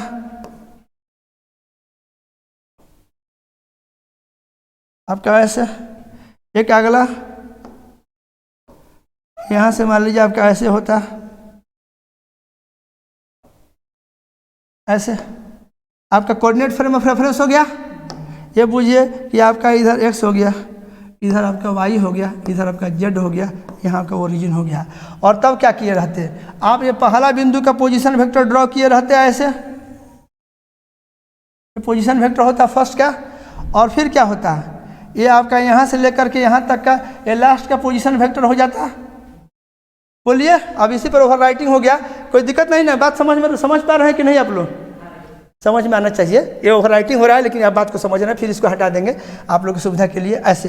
तो अब ये क्या हो जाता है, ये आपका इनिशियल ये R1 हो जाता, और ये क्या हो जाता आपका, ये आपका ये R2 हो जाता, और ये आपका डेल्टा आर हो जाता। आप जानते हैं कि ये डेल्टा आर हो जाएगा चेंज इन पोजीशन वेक्टर, जो कि डिस्प्लेसमेंट हो जाएगा। तो आपको सोचने का दो तरीका हुआ। मान लीजिए आप ऐसे काम करते तो यहाँ आर का एक लिमिट यहाँ R1 से लेकर के आप यहाँ R2 तक चले जाते। बोलिए भैया, डी आर जोड़ते, इसमें आर वेरिएबल है, आर का मतलब पोजीशन वेक्टर होता है।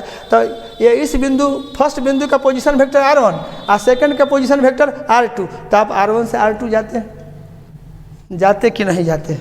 तब फिर डी आर का इंटीग्रेशन आपका आर आता, लिमिट रखते R2 माइनस R1, तो चेंज इन पोजीशन वेक्टर हो जाता। तो उस ढंग से भी आप सोच सकते थे। तो अभी आपका यहाँ पर डेल्टा आर आ जाता, आता कि नहीं। ये सब करने के बाद फाइनली ये क्या आ जाता, यहाँ से ये आपका हो जाता ए एफ और डॉट आई कितना हो जाता, ये आपका डेल्टा आर हो जाता, ये आपका डिस्प्लेसमेंट हो जाता। मेरा ख्याल है आप लोग बात को समझ गए। या आपको जो कॉन्सेप्चुअल बोले कि भाई हमको छोटे छोटे विस्थापन में वर्क निकाल करके उसको ऐड करना था। स्टार्टिंग पॉइंट 1 था, फिनिशिंग पॉइंट 2 था, पहला displacement D R, then D R, इस तरह से करते करते लास्ट का हेड यहाँ पे आ जाएगा। पोलिंगल उसे जोड़ेंगे तो फर्स्ट के टेल से लास्ट के हेड को मिलाएंगे तो हमारा जो मिलेगा it will be the net displacement. नहीं होगा तो ये हमारा डेल्टा आर ही हो जाएगा। आई होप आप लोग बात को अच्छी तरह से समझ गए। इसमें थोड़ा ओवर राइटिंग हुआ तो ये ओवर ड्राइंग हो गया है, तो कोई दिक्कत नहीं है। आई होप आप लोग बात को समझ गए, बेटर वे में समझ गए। यहाँ एफ डॉट डी आर का ये आपका आर आता, लिमिट रखते R1 से R2 तक, R2 माइनस R1 करते डेल्टा आर हो जाता है। और ये आपका क्या हो गया, ये आपका क्या निकला, work done from 1 to 2, work done from 1 to 2। तो अगर फोर्स कांस्टेंट रहेगा तो अब आप क्या सीखे, इतना हो जाने के बाद अब आपको हम ऐसे बोले, यहाँ देखिए आपको बोले कि ये रास्ता हो गया, बोलिए ना यार, रुक जाइए। ये मान लीजिए ऐसे आपका रास्ता हो गया, कोई भी रास्ता हो सकता है। रास्ता इसमें जब फोर्स कांस्टेंट है तो किसी वैरायटी का रास्ता हो, दैट डजंट मैटर। ये ऐसा भी हो सकता था, यहाँ से शुरू करके आइए मान लीजिए इस तरह का पाथ है, ऐसा भी एक पाथ है। ये हो सकता था कि यहाँ से शुरू करके ये इस तरह का पाथ हो जाता, कोई भी पाथ हो सकता है। It may be this one, may be this one और मे बी दिस वन। लेकिन हम जो बोले हैं वो क्या है कि हमारा जो फोर्स है that force is constant, that force is constant, से योर फोर्स इज कांस्टेंट। और वो जो कांस्टेंट फोर्स है वो कितना है, वो एफ है through out the motion. Path कुछ भी है, ये जो है दीज आर पाथ्स। पोजीशन 1 यहाँ पर जो है दिख रहा है, this is your position number 1 and ये क्या है, दिस इज पोजीशन नंबर 2। आपका ये पाथ हो चाहे ये पाथ हो, कोई भी पाथ हो, इसमें डिस्प्लेसमेंट क्या बन रहा है, बोलिए। अगर आप डिस्प्लेसमेंट की बात कर रहे हैं तो डिस्प्लेसमेंट क्या हो रहा है, दिस इज द डिस्प्लेसमेंट, बोलिए। तब पाथ तो गया, खत्म हो गया कि नहीं, खत्म हो गया। क्योंकि फोर्स कांस्टेंट है, कोई भी पाथ हो, ये पाथ नंबर आपका यहाँ हो, ये पाथ हो चाहे ये पाथ हो, चाहे ये पाथ हो, चाहे और कोई और पाथ हो, what ever may be the path. अब पाथ काउंट नहीं कर रहा है, काउंट क्या कर रहा है, इसमें काउंट क्या कर रहा है, बोलिए क्या काउंट कर रहा है, डिस्प्लेसमेंट। तो इसमें क्या हो गया आपका, ये हो गया आपका डिस्प्लेसमेंट, और ये क्या हो गया आपका फोर्स, और ये क्या हो गया, दोनों के बीच का एंगल थीटा हो गया, हो गया। तब आपका वर्क डन के लिए फार्मूला क्या हो जाएगा, your work done will be total from position 1 to position 2। ऐसे 1 मिनट ऐसे लिखते हैं, work done from position 1 to position 2 is equal to, क्या लिखिएगा, तो ये फोर्स जो कि कांस्टेंट है एफ और डॉट एक ही बार में डेल्टा आर, ये क्या करिएगा, work done from 1 to 2 this is equal to F dot delta R. या इसको क्या लिखिएगा,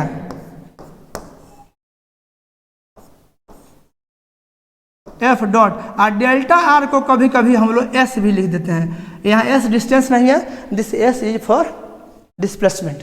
तो उस केस में आपका जो वर्क डन होता है, ये आपका वर्क डन हो जाएगा सीधे एफ डॉट एस या एफ डॉट डेल्टा आर, उसमें पाथ मैटर नहीं करेगा। देखिए कोई भी पाथ हो, इसमें से कोई भी पाथ हो, मान लीजिए इस पाथ पे से गया तो अभी फोर्स ऐसे था, उसी तरह से था,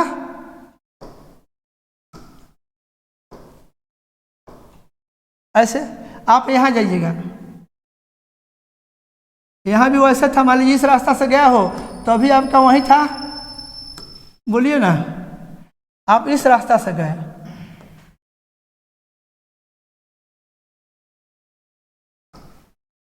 आप इस रास्ता से गए, बोलिए मेरी बात समझ में आ रही है? कोई रास्ता से गए, किसी भी रास्ता के लिए सपोज कीजिए force was the same and it was constant, कोई भी रास्ता हो, मान लीजिए रास्ता नंबर 1 से गए, चाहे 2 से गए, चाहे 3 से गए, किसी भी रास्ता से होकर के आप जा रहे हैं, लेकिन हर एक रास्ता के लिए सपोज कीजिए फोर्स आपका सेम रहता है, और इनिशियल बिंदु सबका सेम है और फाइनल बिंदु भी सबका सेम है, तो फिर वर्क डन कितना होगा?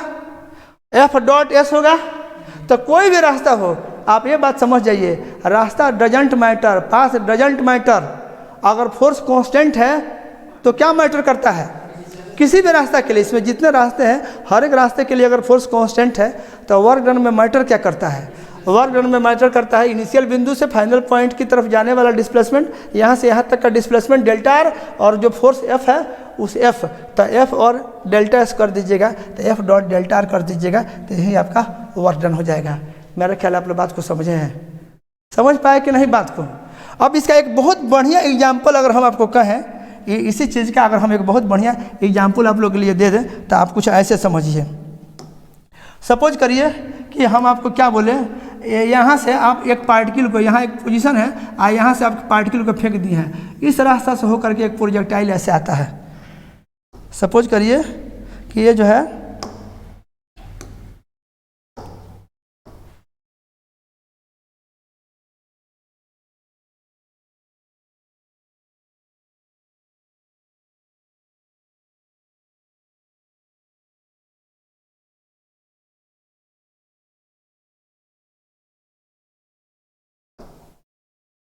मान लीजिए ऐसे एक पत्थर के टुकड़ा को आप फेंके हैं, यहाँ से इस पोजीशन से आप इस पोजीशन तक फेंके हैं एक पत्थर के टुकड़ा को, ये यहाँ पे थोड़ा सा,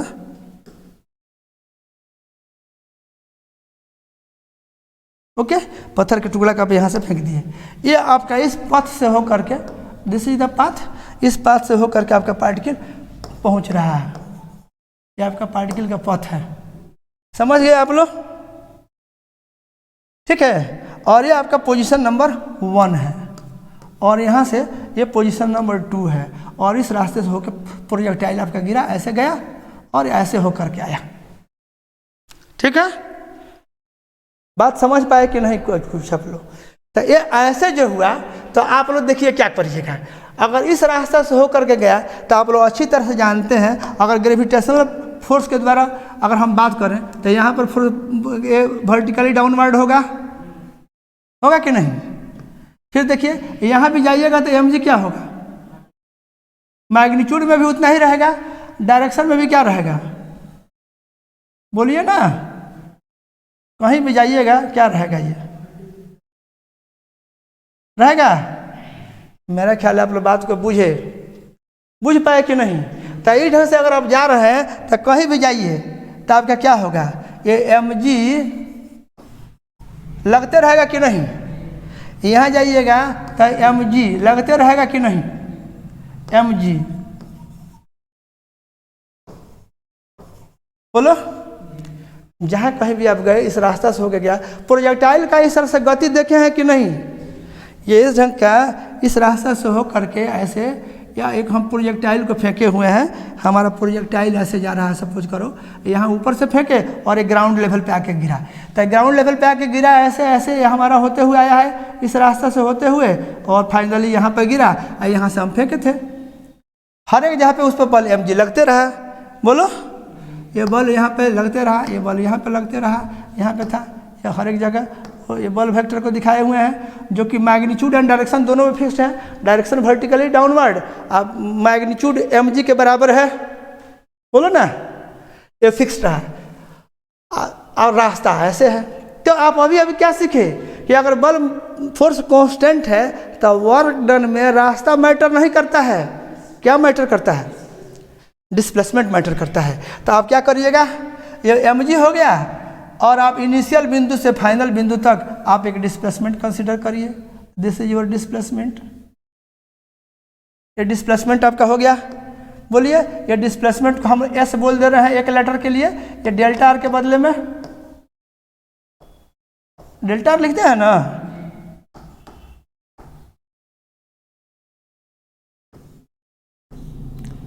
डेल्टा आर के बदले में ही, इसमें ज़्यादा लिखना पड़ रहा है, इसके बदले में हम एस मान ले रहे हैं। आप समझ गए? अब देखिए, आप अगर वर्क डन निकालिएगा तो ये वर्क डन कितना आ गया? आप जितना जानते हैं इसमें, इतना जानकारी से आप वर्क डन लिख सकते हैं कि नहीं? Work done by gravitational force, तो ये वर्क डन फ्रॉम 1 to 2 अगर लिखिएगा तो कितना हो जाएगा? बल डॉट एस लिखिएगा। आगे लिखिएगा तो क्या लिखिएगा? बल का मैग्नीट्यूड लिखिएगा, इंटू एस लिखिएगा, इंटू कॉस थीटा लिखिएगा। लिखिएगा, ये कितना हो जाएगा? आपका बल कितना है? आपका बल मैग्नीट्यूड में mg है, ये विस्थापन आपका अभी अभी तो ये मान लीजिए एस है, रहने दीजिए एस, और ये दोनों के बीच का एंगल आपका थीटा हो गया। तो यहाँ पर एस कॉस थीटा, ये mg। एक काम करिए, इसको थोड़ा फ्रेश लिख लेते हैं। सीधे ये कितना हो जाएगा? इतना इक्वल टू mg एस ये कॉस थीटा। बोलो, हो जाएगा? तो यही बल का मैग्नीट्यूड, विस्थापन का मैग्नीट्यूड, आप बल और विस्थापन के बीच का जो कोण है उस कोण का कॉस। नहीं समझ में आया क्या? आ गया? और ये रास्ता खत्म, रास्ता से आपको कोई लेना देना नहीं है, ठीक है? इस रास्ता से गया है, आपके लिए मीनिंगफुल क्या है? डिस्प्लेसमेंट।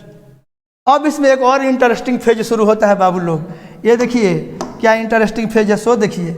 अब ये एस कॉस थीटा, आप लोग याद होगा ए डॉट बी का geometrical meaning, A dot B का ज्योमेट्रिकल मीनिंग क्या था?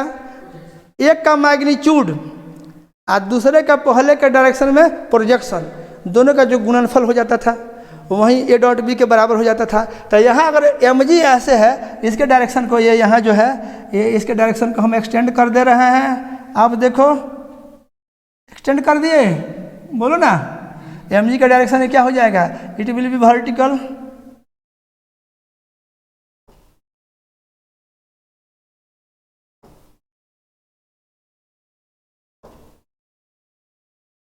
ऐसे हो गया। बोलो बाबू लोग, ये फाइनल बिंदु है तुम्हारा, ये फाइनल बिंदु है, ये लाइन है तुम्हारा। ये देखो, इसी को सरका दे रहे हैं, यहाँ तक ये बिंदु है ना, यहीं पे जाकर ये गिरा है। ये जो लाइन था ये ऐसे है, इसको यहाँ से ये समझो ग्राउंड लेवल था, वैसे ये आपका ग्राउंड लेवल ऐसे था जिस पे, इस पे हम एक दूसरा लाइन खींच दे रहे हैं डिफरेंट कलर में। ये देखिए, तो अब आपका जो है इस बिंदु से क्या करिए, ये बिंदु है ऐसे, यहाँ से आप क्या करिए, आप यहाँ से ऐसे ले लीजिए दिस मच। ये समझ में आ गया? दिस वे एस हो गया, mg हो गया। अब ये देखिए, और यहाँ पे अगर हम एक बात करें ऐसे, आप यहाँ देखिए, आप इसको ऐसे कर दीजिए, एक लाइन यहाँ पर खींच लीजिए। देखो, ये इनिशियल बिंदु जो तुम्हारा था, ऐसे समझो, ये जो तुम्हारा इनिशियल बिंदु था, इनिशियल बिंदु पर ये हॉरिजॉन्टल लाइन खींच लिए, और ये जो फाइनल बिंदु है इस पर क्या एक हॉरिजॉन्टल लाइन, और दोनों के बीच का ये वर्टिकल हाइट, दोनों के बीच का ये वर्टिकल हाइट। समझ गए? ये वर्टिकल हाइट जो है आपका, ये बुझिए h है, ये यहाँ से हम ऐसे ले लिए, ये h है, ये h है। आप यहाँ से एक ट्रायंगल सोच सकते हैं। देखिए, यह स्टार्टिंग पॉइंट आपका ए हो गया, ये आपका यहाँ पर एक बिंदु बी आ गया, और ये आपका मान लीजिए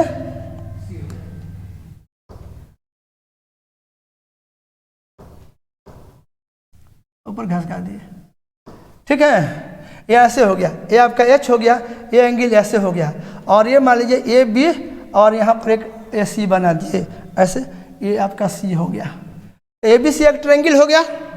तो इस ए बी सी ट्रायंगल में अगर आप बात करिएगा, अगर ये कॉस थीटा लिखिएगा यहाँ पर देखिए, तो आप इसको इक्वेशन नंबर 1 करके छोड़ दीजिए और आप यहाँ आइए, इस ट्रायंगल में बात करिए। नाउ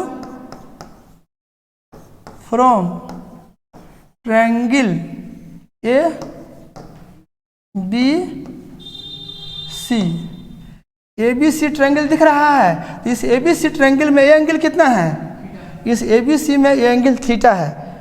तो इस एंगल का आप क्या करिए, यहाँ पे ऐसे आप लिख लीजिए कॉस थीटा। तो अगर कॉस थीटा लिखते हैं तो इतना बराबर क्या आ जाएगा, कॉस थीटा लीजिएगा तो ये आपका यहाँ से यहाँ तक ए बी हो जाएगा, बोलिए ना, ए बी बाई ए सी हो जाएगा।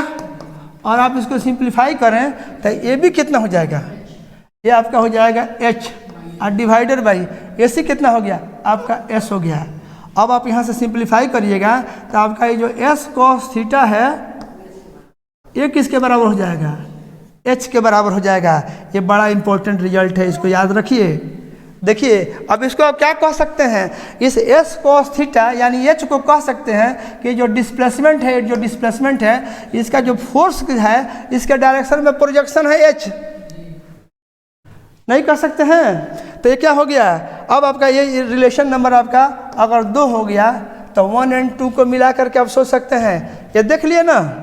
तो आप आगे क्या लिखिएगा, आप यहाँ देखिए हम क्या बोल रहे हैं, जब आप लिखना शुरू करिएगा यहाँ से, तो अब आप अगर लिखना शुरू करें, ये देखिए ये आपका वर्क बराबर कितना आ जाएगा, फ्रॉम 1 और 2, ऐसे कर देते हैं, फ्रॉम नाउ फ्रॉम इक्वेशन 1 और 2, 1 और 2 से बात करिए तो आपका जो वर्क डन था ये कितना हो जाएगा, ये mg हो गया, और जो s cos थीटा था वो h के बराबर हो गया, नहीं हो गया क्या। तो आप क्या कह सकते हैं, ये किसके बराबर हो गया, ये हो गया ग्रेविटेशनल फोर्स mg जो है वो mg, और h क्या हो गया, वर्टिकल हाइट। इसमें अब रास्ता भी मैटर नहीं किया, s भी मैटर नहीं किया, मैटर क्या किया, बल के डायरेक्शन में कितना डिस्प्लेसमेंट हुआ। तो आप क्या कहिएगा, ये हो गया मैग्नीट्यूड ऑफ फोर्स हो गया, कितना हो गया, ये हो गया मैग्नीट्यूड ऑफ फोर्स हो गया इतना, अब मल्टीप्लाइड बाई ये क्या हो गया, वर्टिकल हाइट जिससे वो नीचे उतरा है, आप ऐसे कह सकते हैं। या डिस्प्लेसमेंट का घटक फोर्स के डायरेक्शन में, नहीं कह सकते हैं। या कह सकते हैं projection, projection of displacement, projection of displacement in direction of, projection of displacement in direction of force, बोलो कह सकते हो कि नहीं। ये हो गया नाउ फ्रॉम इक्वेशन 1 और 2 वर्क बराबर mg इंटू एच, और ये क्या हो जाएगा magnitude of force multiplied by projection of displacement. ये क्या है, projection of displacement in direction of force.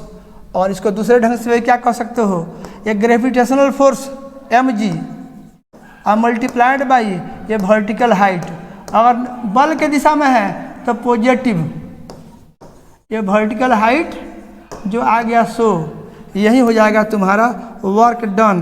तो मैटर क्या करता है, आप क्या सीखे इसमें कि ये देखिए आपका, अगर आप गौर करके देखें यहाँ, ऐसे गौर करके देखें, आपको लिए बता रहे हैं। सपोज कीजिए ये आपका रास्ता था, बोलिए इधर मोड़िएगा नहीं, वो मुड़ करके नहीं आएगा, इसलिए उसको हटा दे रहे हैं। और ये आपको क्या हुआ, इसमें आपका जो है पार्टिकल यहाँ पे था, तो जब यहाँ पे था तो इस पे फोर्स, फोर्स का डायरेक्शन ये क्या हुआ, ये फोर्स का डायरेक्शन आपका ऐसे mg है, बोलिए ना, ये क्या है, इट इज योर mg, ये है आपका mg, ओके। और ये आपका क्या है, ये आपको जो दिख रहा है ये आपका पाथ था, ये आपका पाथ है, ये आपका फाइनल बिंदु है, ये आपका डिस्प्लेसमेंट है, बोलिए, ये आपका डिस्प्लेसमेंट एस है और ये आपका फोर्स है। तो अब देखिए आई एंगल दोनों के बीच का थीटा था, ये थीटा भी गया, खत्म, इसका खेल खत्म। क्या आ गया फाइनल रिजल्ट में? एम जी का डायरेक्शन है दिस वे, बोलो एम जी का डायरेक्शन। उसके बाद क्या करना है तुमको? आप ऐसे भी सोच सकते हो कि इनिशियल बिंदु पर एक हॉरिजॉन्टल लाइन खींचो और ये फाइनल बिंदु पर एक हॉरिजॉन्टल लाइन खींचो। खींचा गया? और उसके बाद क्या करो? ये वर्टिकल हाइट निकालो, दोनों हॉरिजॉन्टल लाइन के बीच का ये वर्टिकल हाइट निकाल लो।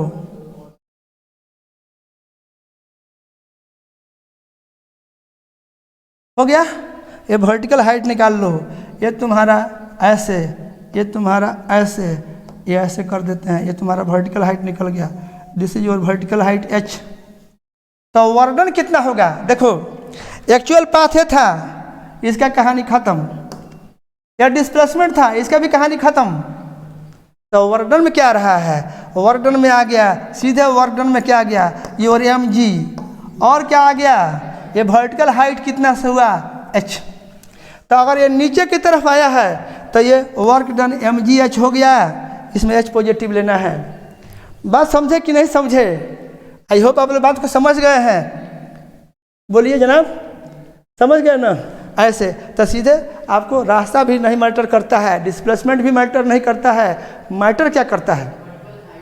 वर्टिकल हाइट मैटर करता है। और इतना ही नहीं, कोई भी रास्ता हो, आप देखिए आपको जहाँ तक बता दे रहे हैं कि एक इनिशियल बिंदु और दूसरा ये फाइनल बिंदु, ऐसे है ना?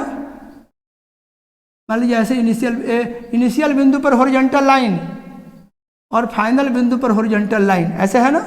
ये फाइनल बिंदु पर हॉरिजॉन्टल लाइन। अब इस दोनों, इसके किसी बिंदु से आप देखिए, मान लीजिए कि आपका हम एक ऐसे रास्ता बना देते हैं, यहाँ पर कोई, यहाँ पर एक बिंदु ऐसे होता, ऐसे होता, और इस बिंदु से आप ऐसे हो करके यहाँ ऐसे आते, इस रास्ते पे ऐसे होके आते, ये आपका रास्ता होता। या आपका ऐसे रास्ता होता, एक ठो कोई ऐसा पाथ होता जिसमें ऐसा रास्ता होता, समझे कि नहीं? इस ढंग का रास्ता होता। तो ये हर एक रास्ता के लिए, चाहे ये रास्ता हो, ये पथ हो, चाहे ये पथ हो, आपका वर्टिकल हाइट कितना मिलेगा? वर्टिकल हाइट h मिलेगा। और आपका वर्डन हर एक पाथ के लिए, चाहे ऐसे आवे, चाहे ऐसे आवे, चाहे मान लीजिए ऐसा रास्ता हो, ऐसा भी हो सकता है। एक रास्ता आपका डिफरेंट कलर से दिखा दे रहे हैं। एक रास्ता आपका सपोज करिए यहाँ से आकर के आपका एक रास्ता यहाँ तक जाता है, ऐसे आपका रास्ता आता है, ऐसे ऐसे रास्ता है। यही मान लीजिए ऐसा ही बना हुआ एक सतह बना हुआ है, इस रास्ता से भी आता है। तो ये देखिए इसके लिए भी क्या हुआ? सबके लिए ये वर्टिकल हाइट क्या होगा? सबके लिए ये vertical height will be the same. बुझाया कि नहीं? ये सबके लिए वर्टिकल हाइट क्या मिलेगा आपको? You will get the same vertical height. बात समझ में आई कि नहीं? ये भी वर्टिकल हाइट आपका सेम मिलेगा। नहीं क्लियर हुआ क्या? ये ऐसे, आई होप आप लोग बात को समझ गया।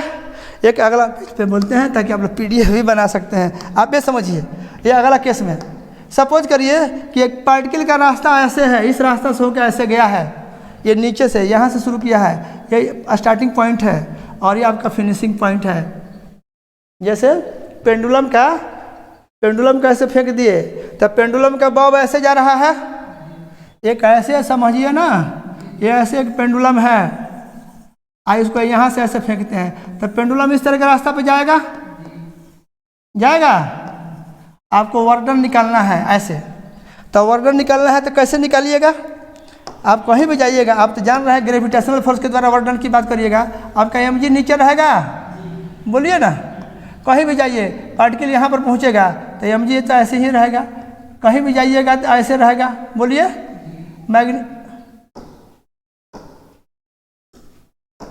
मैग्नीट्यूड भी सेम रहेगा। बोलो बाबू लोग, इस पर नहीं होगा तो फिर बना देंगे। आप लोग का मन अवता गया होगा, आई होप अवता गए हैं। बोलिए ना, वीडियो बहुत लंबा हो जाएगा, कोई बात नहीं है। देखने वाला 2 ट्रिप या 4 ट्रिप में आप लोग बांट करके इसको देखिएगा, क्योंकि बहुत कॉन्सेप्चुअल है, इट इज़ हाईली कॉन्सेप्चुअल। और आई होप आप लोग समझ रहे हैं। तो अगर इस तरह के रास्ते में भी जाएगा तो इस तरह के रास्ता से गया और इसमें वर्डन निकलना है, तो आप देखिए क्या करिएगा। ये सब रास्ता के लिए यहाँ से जो रास्ता गया है, सॉरी, यहाँ ऐसे इस रास्ते से होके गया है पार्टिकल, आपको वर्डन की बात करनी है। आप क्या करेंगे, रास्ता ये है, यहाँ पर एक आप हॉरिजॉन्टल लाइन खींच लीजिए फाइनल पॉइंट पे, ये फाइनल पॉइंट पे हॉरिजॉन्टल लाइन खींच लीजिए। इनिशियल पॉइंट पे वर्टिकल आपका हॉरिजॉन्टल लाइन खींच लीजिए, खींच लिए। ये दोनों के बीच में ये बुझिए, ये दोनों जो हॉरिजॉन्टल लाइन्स हैं, इनके बीच का वर्टिकल हाइट निकाल लीजिए। निकाल लिए आई होप, ऐसे निकाल लिए, एच निकाल लिए। और पार्टिकल ऊपर की तरफ जा रहा है इस बार। ये आपका डिस्प्लेसमेंट बुझिएगा तो ऐसे होगा, ऐसे डिस्प्लेसमेंट होगा। और ये आपका एच जो मिलेगा ये ऊपर की ओर होगा, जबकि बल mg नीचे की ओर है।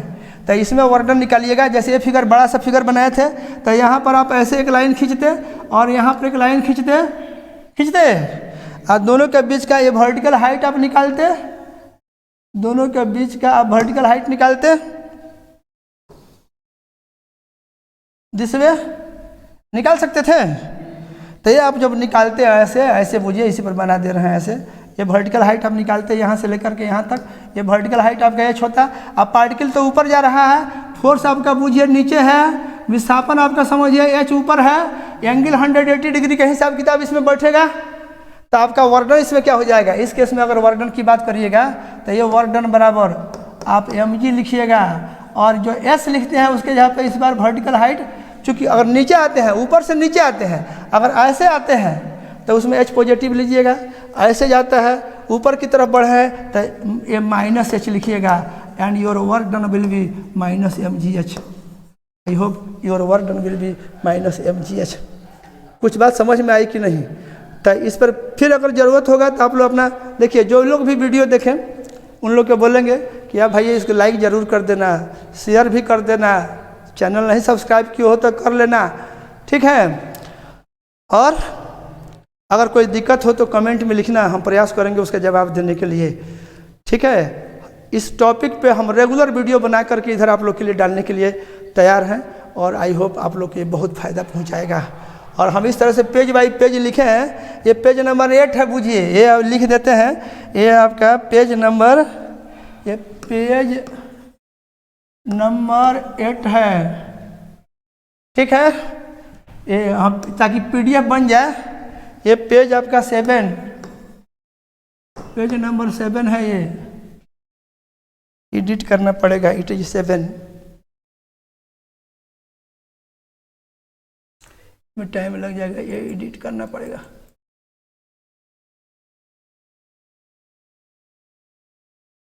मिनट के लिए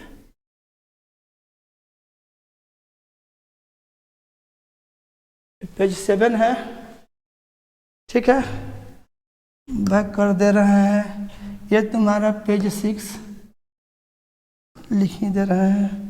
ये पेज 6 वीडियो बनाने में है, PDF बनाना चाहिएगा तो आप लोग PDF बना लीजिएगा। पेज 5,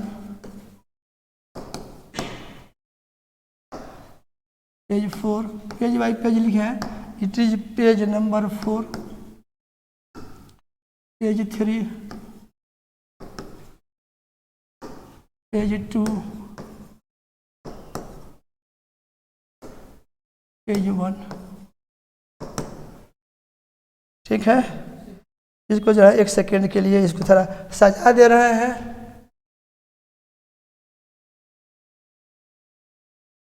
बड़ा हुआ था इसलिए पेज बदल दिए हैं। आई होप आप लोग को समझ में आ जाएगा। PDF भी बना आप लोग खोजिएगा तो मिल जाएगा।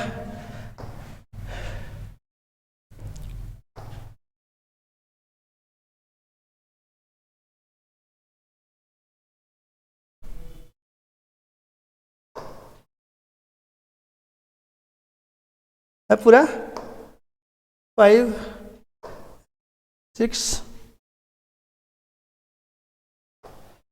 7, 8 आप लोग को हर एक तरह से फ़ायदा होगा। आप लोग इसका PDF भी चाहिएगा तो आप लोग को मिल जाएगा, और सब है इसमें, ठीक है, क्लियर। तो आज के लिए आई होप इतना ही काफ़ी है। ये जो है ऐसे था, मन करेगा तो ऐसे बना लेना, पेंडुलम वाला है, इस पर फर्दर हम काम करेंगे। तत्काल आज थोड़ा बाद में थोड़ा फास्ट काम कर दिए हैं, कोई दिक्कत हुई होगी तो फिर देखिएगा आप। ओके, रहने दे रहे हैं। आई होप आप लोग इसको एंजॉय करेंगे और आपको ये बहुत काम देगा। ओके, हाईली थियोरेटिकल है, मैंने मोस्ट थियोरेटिकल है, इसलिए इसमें आप लोग को परेशान होने की ज़रूरत नहीं है। अगला वीडियो ज़रूर देखिएगा। वैसे पिछले साल का बनाया हुआ वीडियो भी यूट्यूब पे कुछ है, वर्क एनर्जी पावर पे आप देख सकते हैं। AK दुबे फिजिक्स करके मेरा चैनल है, उस पर आप लोग देख करके एंड उसको एंजॉय कर सकते हैं। चलिए, थैंक यू वेरी मच, आज तक के लिए बस इतना ही। ओके।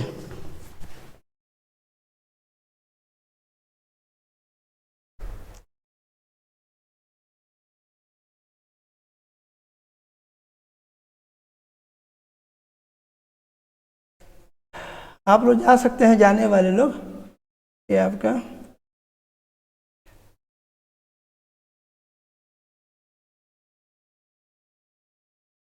वर्क